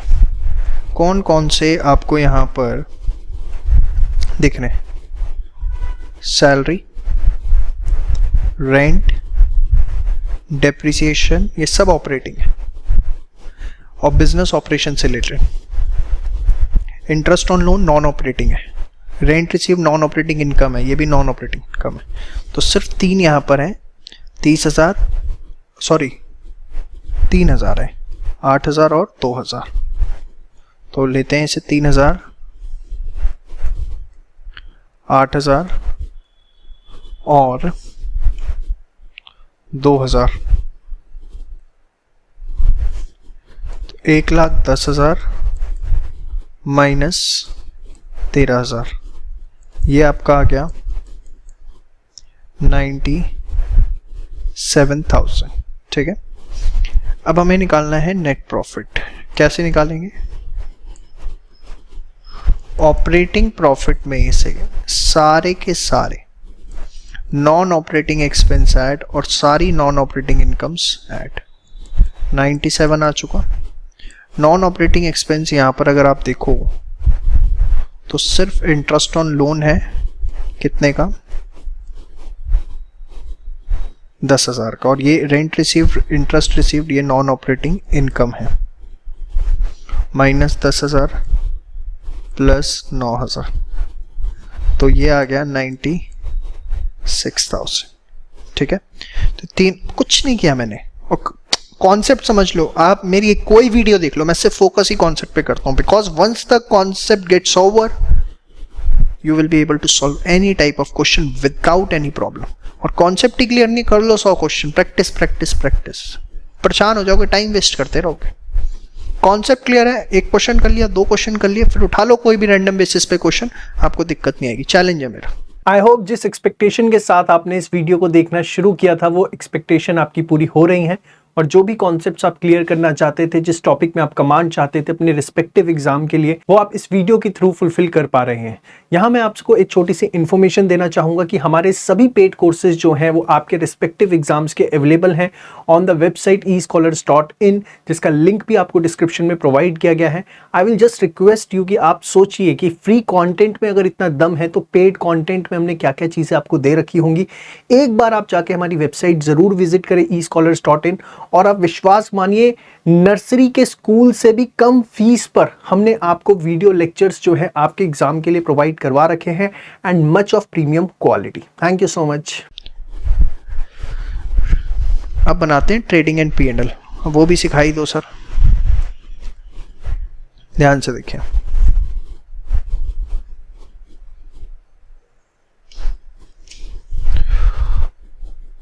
Opening stock,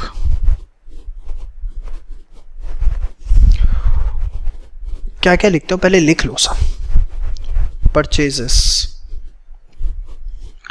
sales, closing stock. अच्छा, यहाँ डायरेक्ट एक्सपेंसेस के नाम गिवन है, चलो अब ये लिखते हैं, जरा देखते हैं। ओपनिंग स्टॉक 30,000, परचेज है 1 लाख।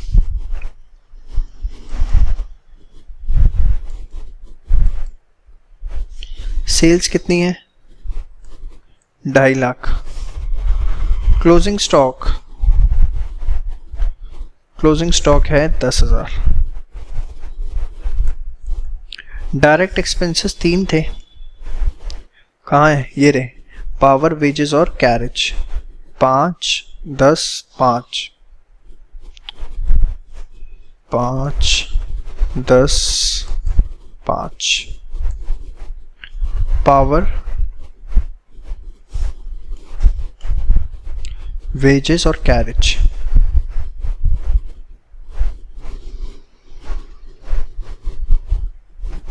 यहां क्या आ गया? Gross profit.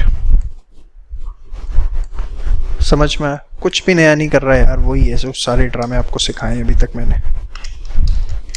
कुछ नया है बताओ?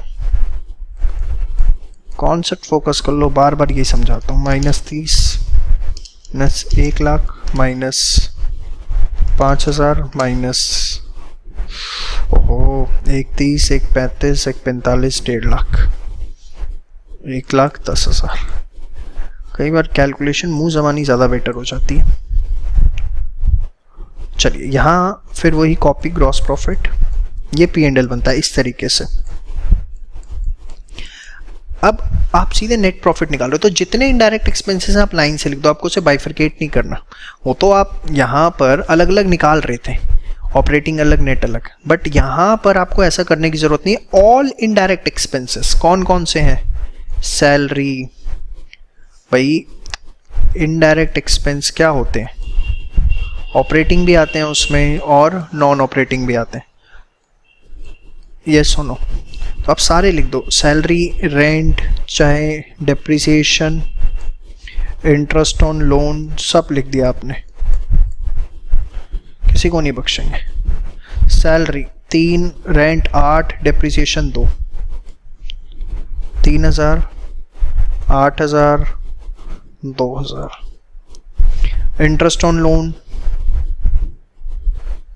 कितना? 10,000। ठीक है, इसके बाद इधर जो आपको रेंट रिसीव हुआ और जो आपको इंटरेस्ट रिसीव, कितना भाई? 6 और 3, आप निकाल के देख लो नेट प्रॉफिट, जिसको मैं कहाँ लेके जाता हूँ, कैपिटल में। ऐसे ही आपको ये लिखना होता है।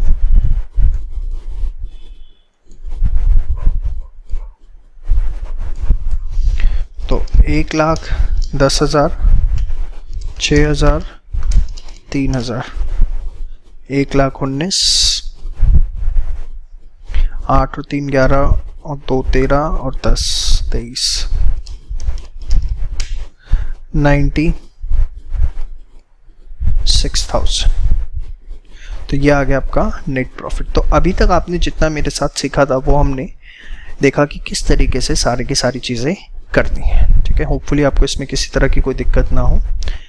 अब नेक्स्ट पार्ट के अंदर हम बैलेंस शीट की बात करेंगे, प्लस इसके एडजस्टमेंट्स किस तरीके से डील इन की जाती है वो सारी एक एक चीज़ देखेंगे। इनफैक्ट बैलेंस शीट की अगर मैं बात करूं वो तो हम इसी में देख लेते हैं। Balance sheet is like position statement, सबको बनानी आती है वो। सारे असेट्स जितने भी हैं और जितनी भी लायबिलिटीज हैं वो हम लिखते हैं। असेट्स में हम दो कैटेगरी लिखते हैं, फिक्स्ड असेट यहाँ पर, जिसको अंदर हम बिल्डिंग, फर्नीचर, जितने भी आपके फिक्स्ड असेट हैं, लैंड, इंटेंजिबल भी हैं चाहे जैसे पेटेंट्स, कॉपीराइट, जितने भी फिक्स्ड असेट्स हैं वो सारे के सारे हम लिखते हैं। और फिर क्या लिखते हैं हम सारे, ये तो मैं एग्जांपल दे रहा हूँ, इससे ज़्यादा भी हो सकते हैं, आपको पता है। करंट असेट जितने भी हैं क्या क्या हो सकते हैं, it can be cash, debtor, stock, बहुत सारे आपको पता है। कोई भी करंट असेट है तो वो, या करंट असेट क्या होते हैं, जो विद इन 12 मंथ्स कैश में कन्वर्ट हो जाए। Convertible in cash with in 12 months. ठीक है, प्रीपेड एक्सपेंसेस भी इसका एग्जांपल है, लिख सकते हो, या आउटस्टैंडिंग इनकम भी करंट असेट है, लिख देता हूं मैं इसके अंदर। वो दो एग्जांपल भी लिख लो, बहुत ज़्यादा देखने को मिलते हैं। प्रीपेड एक्सपेंस आपको पता है, नहीं पता तो how to be a master of journal entries part 3 के अंदर मैंने कवर किया हुआ है, वहाँ पर भी आप जाके देख सकते हैं। आउटस्टैंडिंग इनकम्स, यहाँ पे लायबिलिटी में सबसे पहले क्या आती है, जो भी कैपिटल है उसके अंदर जो भी प्रॉफिट्स आए हैं उसको हम ऐड करके यहाँ शो करते हैं। उसके बाद जितनी भी लायबिलिटीज़ हैं वो सारी एक एक करके, जैसे बैंक लोन अगर ले रखा है किसी तरीके का, या लोन फ्रॉम फ्रेंड है,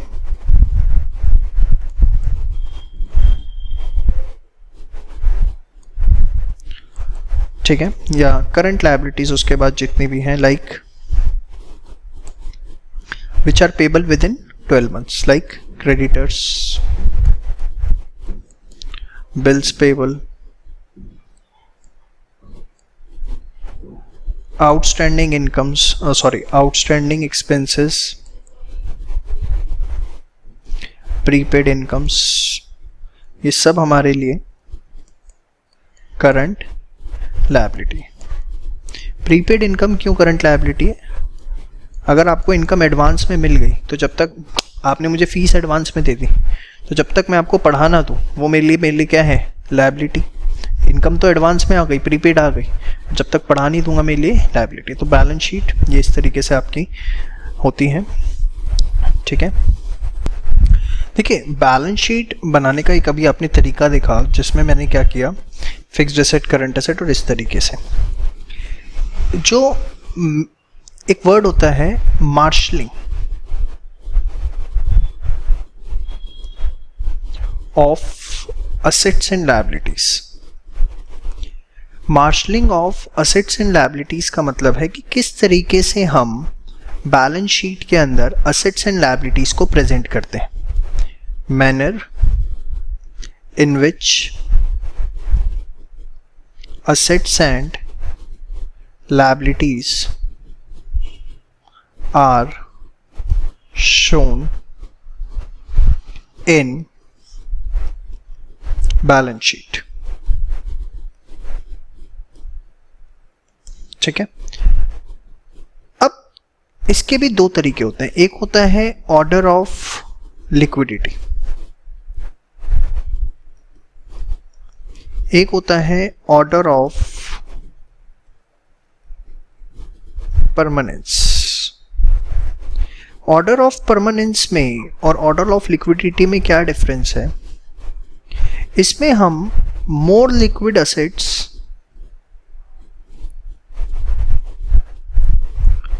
आर शोन फर्स्ट,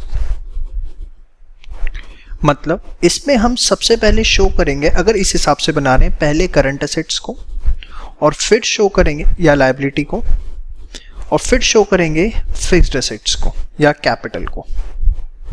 बट अगर हम परमानेंट बेसिस पे बना रहे हैं तो इसके अंदर हम less liquid assets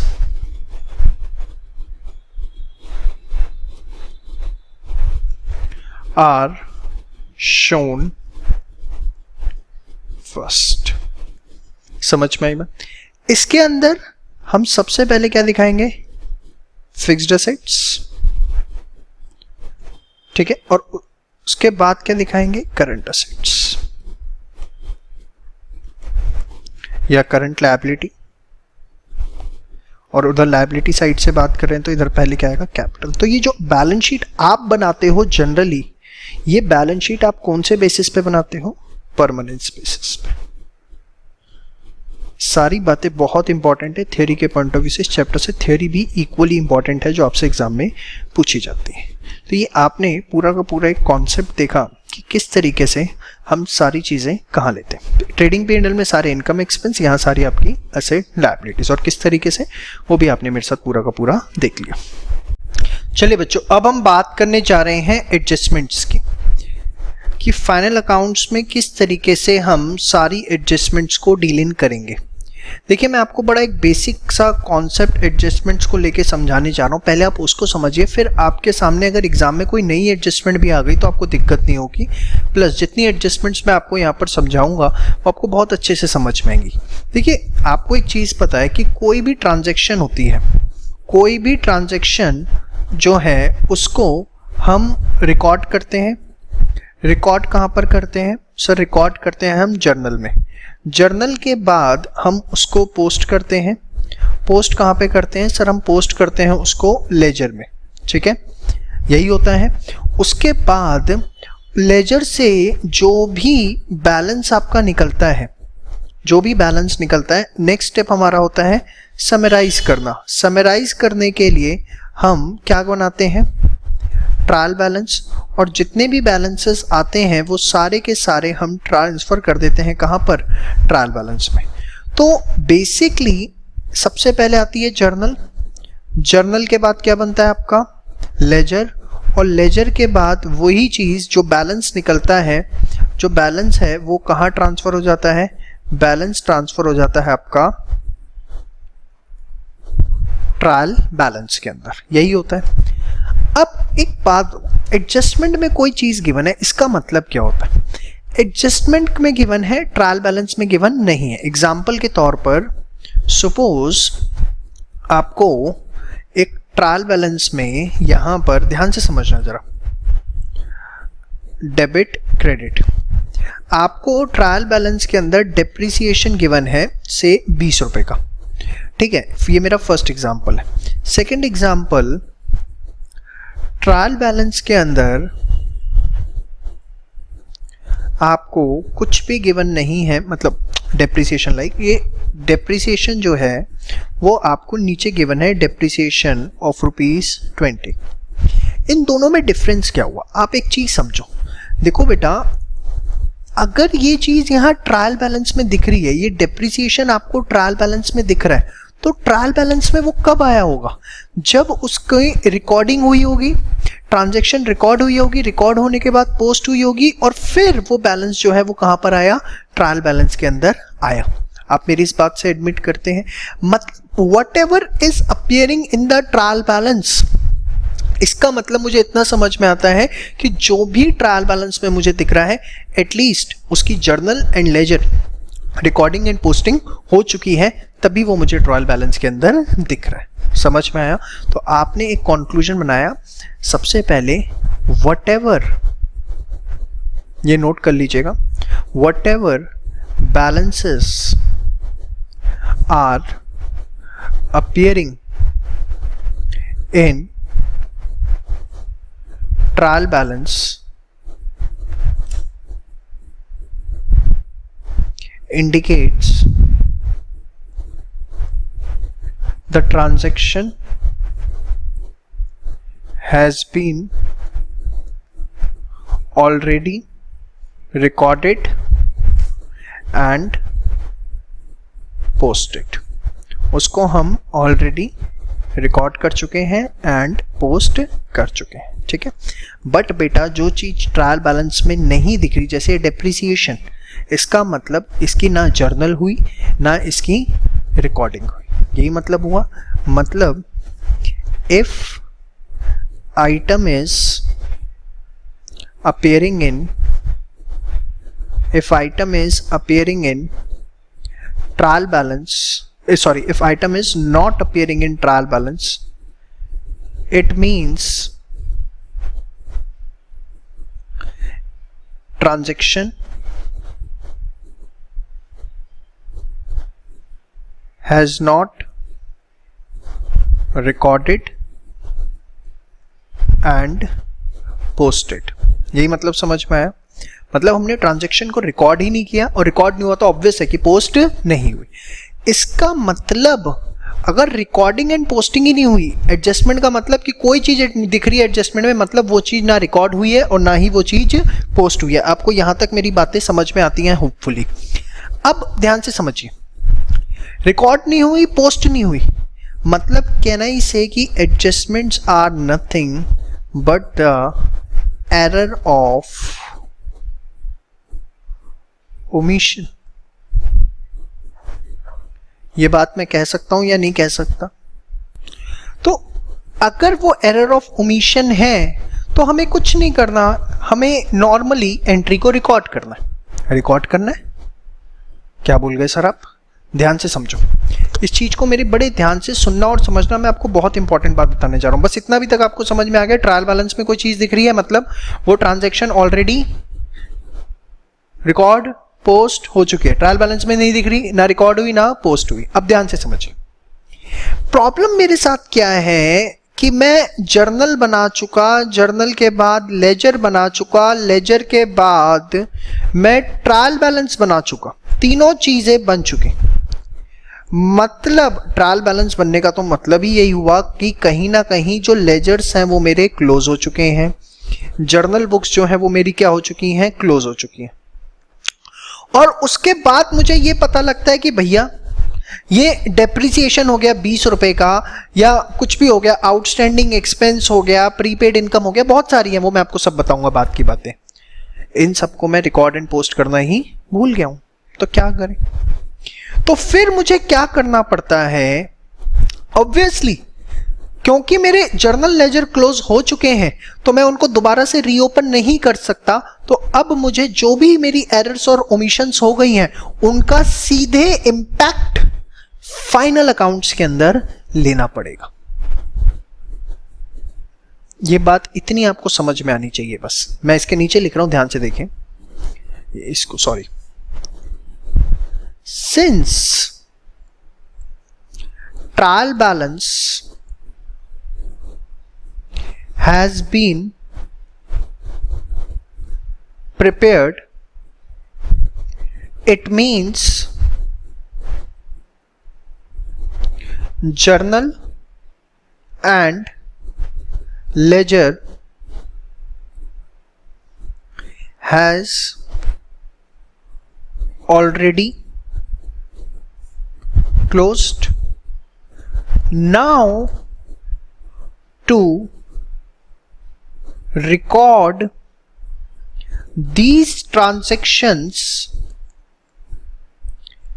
we need to take direct impact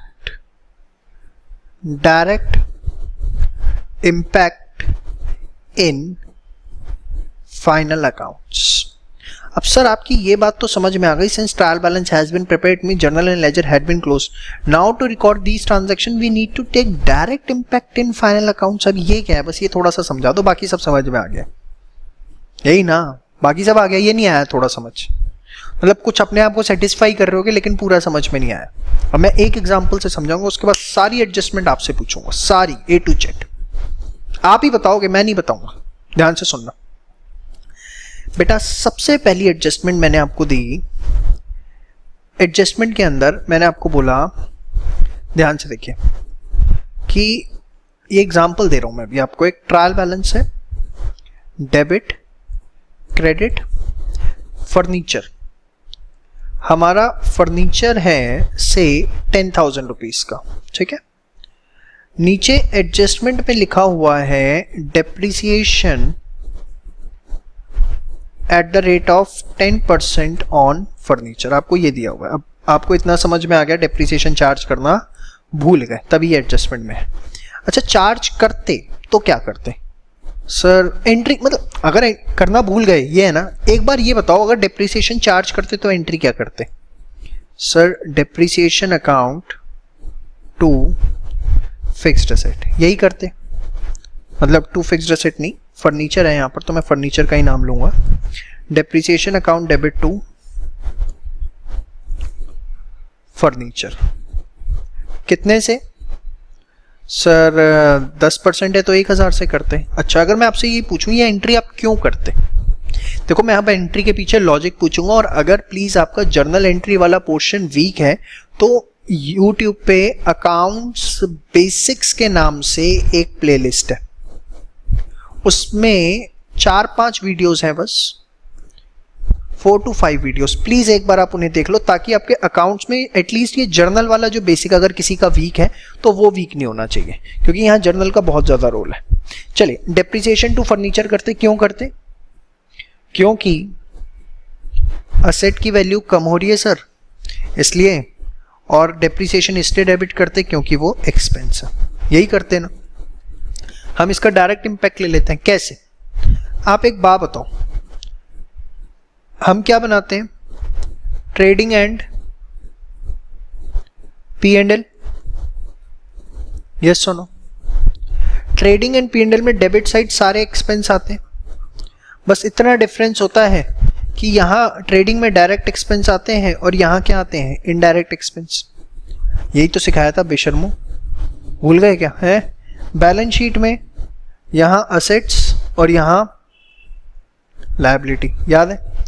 depreciation expense है, फर्नीचर पर है, कौन सा एक्सपेंस लूंगा, इनडायरेक्ट एक्सपेंस मानता हूं जब तक स्पेसिफिकली कुछ ना लिखा हो। तो मैंने क्या करना है इसके अंदर, मैंने डायरेक्ट इंपैक्ट लेना, मैंने सीधे क्या किया, यहां लिख दिया डेप्रिसिएशन 1,000 रुपये, और असेट में फर्नीचर, असेट की वैल्यू कम करनी है ना, तो फर्नीचर जो कि वैसे मेरा 10 का है बट मैंने उसे कम किया, 10,000 माइनस 1,000, और मैंने उसे सीधे दिखा दिया 9 का। तो आपने क्या किया, आपने इस एंट्री को रिकॉर्ड नहीं किया था। अगर आपने रिकॉर्ड किया होता एक बार के लिए, अगर आपने इसे रिकॉर्ड किया होता डेप्रिसिएशन टू फर्नीचर अकाउंट, आप समझना, अगर आपने इसको रिकॉर्ड किया होता तो आपने बुक के अंदर फर्नीचर अकाउंट में ओपनिंग बैलेंस आपका 10,000 है, आपने यहां लिखा होता डेप्रिसिएशन कितना 1,000, तो आपका बैलेंस सीडी बचता कितना 9,000, यही होता। और फिर आपने एक बनाया होता डेप्रिसिएशन अकाउंट जिसके डेबिट साइड में आपने लिखा होता फर्नीचर पोस्टिंग, होपफुली पोस्टिंग में आपको कोई दिक्कत नहीं है, 1,000, तो यहां आपका बचता बैलेंस सीडी कितना 1,000। और जब ये बैलेंसेस आपके बचते तो आप ट्रायल बैलेंस बनाते, ट्रायल बैलेंस बनाते डेबिट क्रेडिट, फर्नीचर आप उसमें लिखते 9,000 का, डेप्रिसिएशन आप उसमें लिखते 1,000 का। अरे भाई बैलेंस ईडी है तो इधर BD, posting hopefully trial balance आपको बनाना आता है, यही करते। और फिर उसके बाद क्या होता, ये P&L में जाता डेप्रिसिएशन 1,000 और बैलेंस शीट में फर्नीचर जाता कितने का 9। ये कब होता, अगर मैंने ट्रांजैक्शन को रिकॉर्ड किया होता। रिकॉर्ड नहीं किया तो यहाँ एडजस्टमेंट में दिख रहा है। अब मैं रिकॉर्ड कर भी नहीं सकता तो मैंने डायरेक्ट इम्पैक्ट ले लिया, एक तरफ मैंने एक्सपेंस दिखा दिया, एक तरफ मैंने एसेट। तो आप देखो ये 1,000 का है, ये 9,000 का है, और अगर आपने रिकॉर्ड किया भी होता तो भी यही करते 1,000 और 9,000। तो अब आपको होपफुली मेरी बात समझ में आ रही होगी कि अगर हम ट्रांजैक्शन को रिकॉर्ड करना भूल गए और वो एडजस्टमेंट में दिख रही है तो हम उसे रिकॉर्ड नहीं कर सकते क्योंकि जनरल लेजर क्लोज हो चुकी है। तो हम क्या करते हैं, उस ट्रांजैक्शन का सीधे इम्पैक्ट ट्रेडिंग P&L और बैलेंस शीट में लेते हैं। बात समझ में आ गई? होपफुली आपको अभी तक सिर्फ इतना समझ में आ गया हो कि एडजस्टमेंट क्या है, क्यों की जाती है, और ये मेरी बात क्लियर हो गई हो। Now to record these transaction we need to ओहो अंग्रेजी की गड़बड़, we need to take direct impact in final accounts. समझ में आ गया 3 बातें आपको? अच्छा, इसमें से अभी आपको ये कुछ भी नोट डाउन नहीं करना, सिर्फ ये 3 बातें आपको नोट डाउन करनी है और कुछ भी आपको नोट डाउन करने की जरूरत नहीं है। एडजस्टमेंट्स अब आपकी शुरू होंगी, जो मैं अब आपको एक एक करके पढ़ाना शुरू करूंगा। सिर्फ आपकी ये अंडरस्टैंडिंग के लिए था, और प्लीज़ इसे बहुत अच्छे से समझिए, रटने की कोशिश बिल्कुल भी ना करें। रटेंगे तो आपको बहुत ज़्यादा नुकसान हो सकता है आगे। कितना रट लोगे और कितनी एडजस्टमेंट्स? अब आप हायर लेवल की पढ़ाई कर रहे हो जहाँ पर रटने की लिमिटेशन खत्म हो जाती है। चलिए एडजस्टमेंट एक एक करके सारी लेते हैं। सबसे पहले बेटा आउटस्टैंडिंग एक्सपेंसेस। आउटस्टैंडिंग एक्सपेंसेस अगर आपको दिख रहे हैं एडजस्टमेंट में, ठीक है, तो क्या होती है? आप एंट्री सोचो। प्लीज मैं ये मान के चल रहा हूं आपको जर्नल में कोई प्रॉब्लम नहीं है तो अकाउंट्स बेसिक्स प्लेलिस्ट यूट्यूब पे जाके देख लो, 4 वीडियोस 20-20 मिनट की, पूरा जर्नल सुपर रिवाइज हो जाएगा। प्लीज देख लो अगर हल्की सी भी दिक्कत है तो। आउटस्टैंडिंग एक्सपेंस क्या एंट्री होती है बताओ? Expense debit to outstanding expense, यही एंट्री होती है। एक्सपेंस डेबिट हो रहा है और आउटस्टैंडिंग एक्सपेंस क्यों? लायबिलिटी है। तो हम क्या करते हैं, आउटस्टैंडिंग एक्सपेंस एक तो जो भी है, जिस भी नेचर का, अगर डायरेक्ट एक्सपेंस है तो ट्रेडिंग अकाउंट में, और इनडायरेक्ट है तो P&L में। मतलब एक तो ट्रेडिंग एंड P&L में, ट्रेडिंग में या P&L में क्या हो जाएगा? डेबिट। और दूसरा बैलेंस शीट में कहाँ चला जाएगा? Liability side. एग्जाम्पल के तौर पे सपोज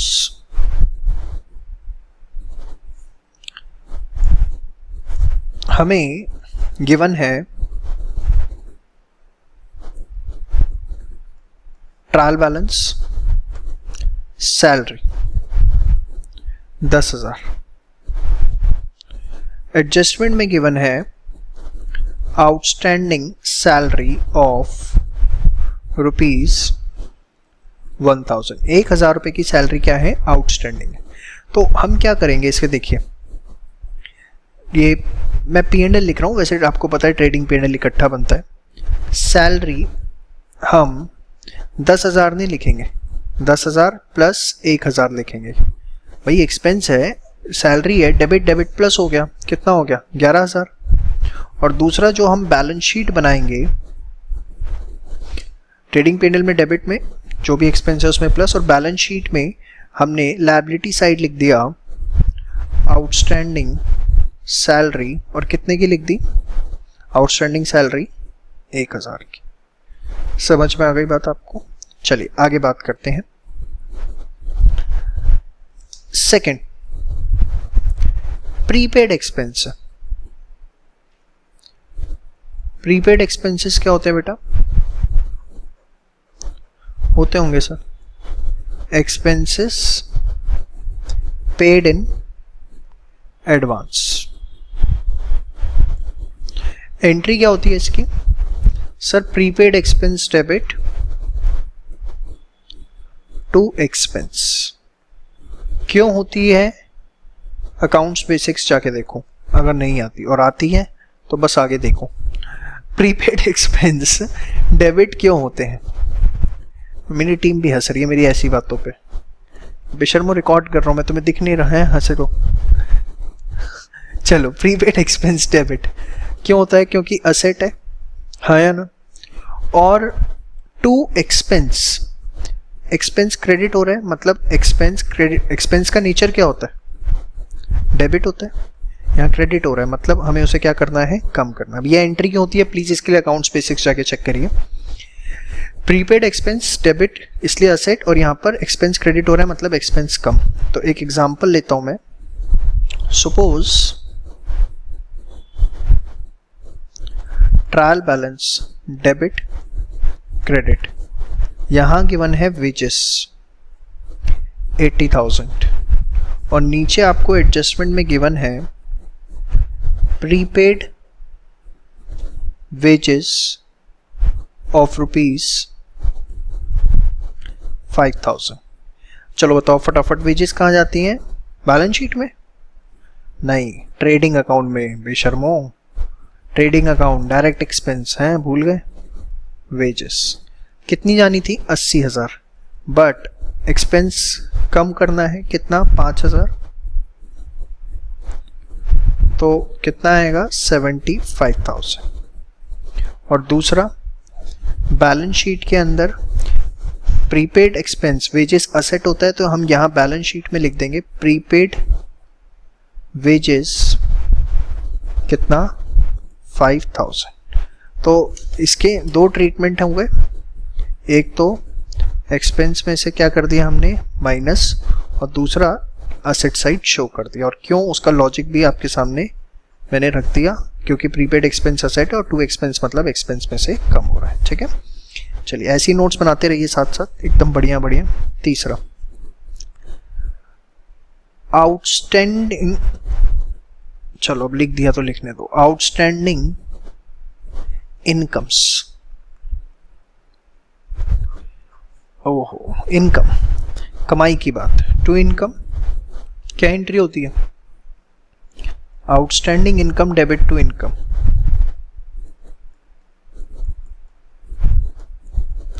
आउटस्टैंडिंग इनकम डेबिट क्यों होता है? क्योंकि असेट होता है और इनकम यहाँ क्रेडिट हो रही है, इसका मतलब इनकम बढ़ रही, क्योंकि इनकम का नेचर, ये याद रखो आप हमेशा, असेट बढ़ते हैं तो डेबिट, कम होते हैं तो क्रेडिट।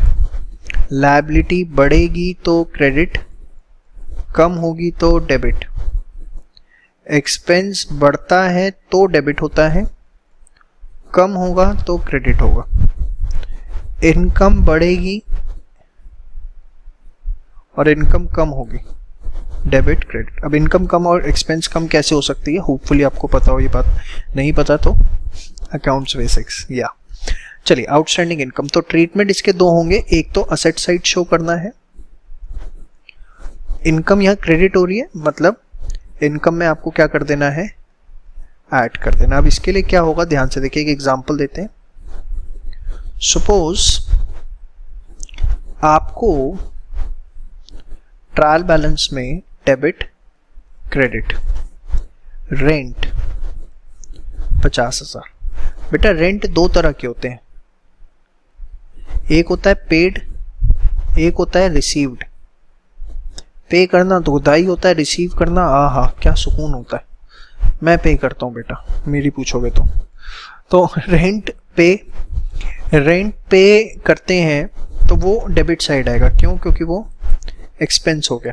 बट अगर रेंट रिसीव करने तो वो क्रेडिट साइड दिखेगा, क्योंकि वो इनकम है। तो अगर सिर्फ रेंट लिखा हुआ है तो आप देखोगे वो डेबिट साइड है या क्रेडिट। डेबिट साइड है तो वो एक्सपेंस कैटेगरी का है, क्रेडिट साइड है तो वो इनकम कैटेगरी का है। ठीक है, और एडजस्टमेंट में बेटा लिखा हुआ है आउटस्टैंडिंग रेंट ऑफ 5,000 का आउटस्टैंडिंग रेंट है। तो बताओ क्या करोगे, बताओ बेशर्मो। सर P&L में जाएगा रेंट, तो हाँ वहीं जाती है ना इनकम। रेंट कितना सर 50,000 है और आपने कहा इनकम में ऐड हो जाएगा 5,000, तो 55,000। और दूसरा बैलेंस शीट के अंदर sir asset side outstanding rent कितना 5,000। ठीक है बेटा। इसके बाद आगे हम बात करते हैं फोर्थ कॉन्सेप्ट की अपने, that is the prepaid income. क्या एंट्री होती है बताओ। Income debit. बेटा एंट्री में पक जाओगे मेरी बात सुन सुन के ना। चलो नहीं बोल रहा, वैसे बोल देता हूँ, नहीं बोलना चाह रहा था। अगर एंट्री में कोई डाउट्स हैं तो प्लीज़ वो अकाउंट्स बेसिक्स एक बार देख लीजिए। Income debit to prepaid income. Prepaid income credit क्यों होती है, क्यों? क्योंकि वो हमारे लिए लायबिलिटी होती है। और इनकम डेबिट का मतलब कहीं ना कहीं इनकम क्या हो रही है हमारी, कम हो रही। तो डायरेक्ट इम्पैक्ट लेने के लिए हम क्या करेंगे, इसको एक तो लायबिलिटी साइड दिखा देंगे, दूसरा जो भी इनकम है बेटा उसमें से क्या कर देंगे, कम कर देंगे। एग्जाम्पल के तौर पर ये हमारा एक ट्रायल बैलेंस डेबिट क्रेडिट, ठीक है। इसमें हमने लिखा इंटरेस्ट। इंटरेस्ट के साथ भी वही होता है, डेबिट में तो एक्सपेंस, क्रेडिट में तो इनकम। 15,000। कोई एडवांस में ब्याज देता नहीं है बट चलो मान लेते हैं। Prepaid interest of ₹2,000। तो बताओ कैसे लोगे। P&L में जाता है, किस साइड इनकम है, क्रेडिट साइड इंटरेस्ट। एक्सपेंस होता तो डेबिट साइड। गुड। 15,000, इसमें से 2,000 माइनस कर दोगे, कितना बचा 13,000। बैलेंस शीट में लायबिलिटी साइड क्या, प्रीपेड इंटरेस्ट, कितना 2,000। समझ में आ गई बात आपको। तो आपने 4 बेसिक एडजस्टमेंट्स तो मेरे साथ अभी तक देख ली। छोटा सा क्वेश्चन करोगे, दे देता हूँ, कर लो, याद रहेगा। तो भूलने की आदत तो बहुत अच्छी होती है वैसे भी हमारी। अरे आजा भाई। ट्रायल बैलेंस,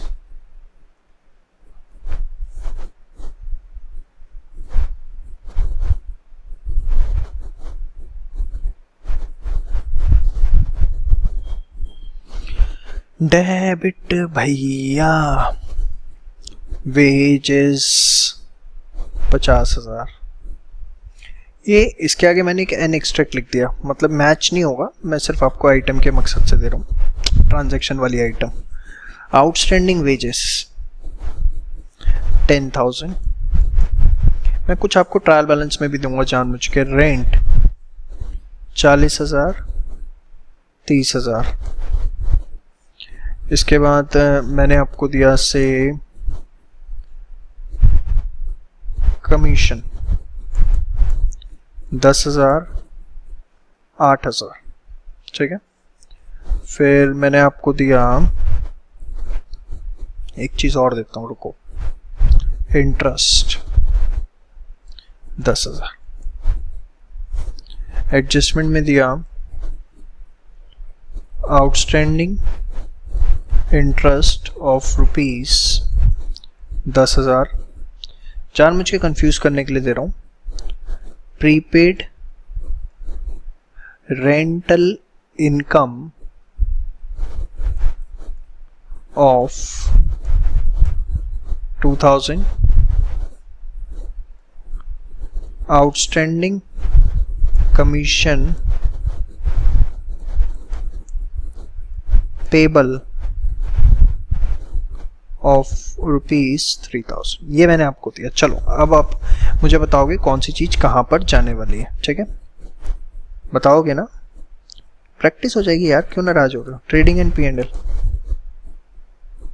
ये लो बना दिया। सबसे पहले वेजेस की बात करते हैं। वेजेस को लेके नीचे कोई एडजस्टमेंट है नहीं है, तो वेजेस मैंने लिख दिया कितना 50,000। आउटस्टैंडिंग वेजेस अगर ट्रायल बैलेंस में जर्नल हो चुका, लेजर हो चुका, सीधा सीधा ऑलरेडी सब कुछ हो चुका, तो बैलेंस शीट में मैंने यहाँ लायबिलिटी साइड लिख दिया आउटस्टैंडिंग वेजेस। कितनी लिख दी बेटा 10,000 रुपये। इसको समझ में आया ना, एडजस्टमेंट में नहीं था तो मैंने इसलिए ऐड नहीं किया, मतलब एडजस्टमेंट ट्रायल बैलेंस में सारे इम्पैक्ट हो चुके हैं। आउटस्टैंडिंग, अच्छा उसके बाद है रेंट। अब ये एक्सपेंस वाला है डेबिट में और वो इनकम वाला। एक्सपेंस वाले को देके देखना कुछ है, रेंटल को लेके तो है बट वो इनकम को लेके, छोड़ो फिर ये तो एज इट इज चला जाएगा। वही हो गया तू एक्सपेंस वाला रेंट कितना 40,000, इसको लेके कोई एडजस्टमेंट नहीं। इनकम वाला कितना है 30,000, रेंट 30,000 आया ना। अब प्रीपेड रेंटल इनकम है, क्या होगा बताओ, नहीं याद आ रहा है ना, आ रहा है। और प्रीपेड रेंट आपके लिए क्या होता है, रेंटल इनकम है, प्रीपेड मतलब एडवांस वाली, तो आपके लिए लायबिलिटी है कितना 2,000 रुपये, ठीक है। इसके बाद कमीशन डेबिट में मतलब एक्सपेंस है, मैं लिखने लगा बट एकदम आया आउटस्टैंडिंग है, ओहो, तो 10,000 प्लस 3,000 आउटस्टैंडिंग इसमें ऐड होगी। आउटस्टैंडिंग कमीशन पेबल कितना आएगा 13,000, आया ना। और यहाँ पर लायबिलिटी साइड आएगी कितना 3,000। इसके बाद आया कमीशन क्रेडिट में है, तो क्या है ये इनकम है और कितनी है 8, बट एडजस्टमेंट तो नहीं है, नहीं कोई भी नहीं है, बहुत अच्छा है, ऐसे ही जियो आप भी हो। इंटरेस्ट 10,000 डेबिट में है मतलब एक्सपेंस वाला, बट फिर इसकी एडजस्टमेंट परेशान कर दिया भाई तुमने तो 10 और 10 ही आउटस्टैंडिंग, हे भगवान क्या होगा इस देश का। 10 और 10 कितना हो गया 20। और आउटस्टैंडिंग इंटरेस्ट क्या होता है, अगेन लायबिलिटी कितने की 10,000, तो सारा ही लायबिलिटी साइड आ गया यहाँ तो होपफुली मैंने आपको खूब घुमाने की कोशिश करी इस एग्जाम्पल में, और ये एग्जाम्पल आपको समझ में आ गया हो, कोई दिक्कत ना हो। कोई दिक्कत है तो इसे एक बार दोबारा देख लीजिए, और दिक्कत तभी आ सकती है अगर आपके जर्नल में प्रॉब्लम है। अगर जर्नल में प्रॉब्लम नहीं है तो फिर इसमें अभी तक यार कुछ भी ऐसा नहीं है, ठीक है। चलिए नेक्स्ट पार्ट के अंदर बाकी एडजस्टमेंट्स वी विल डिस्कस।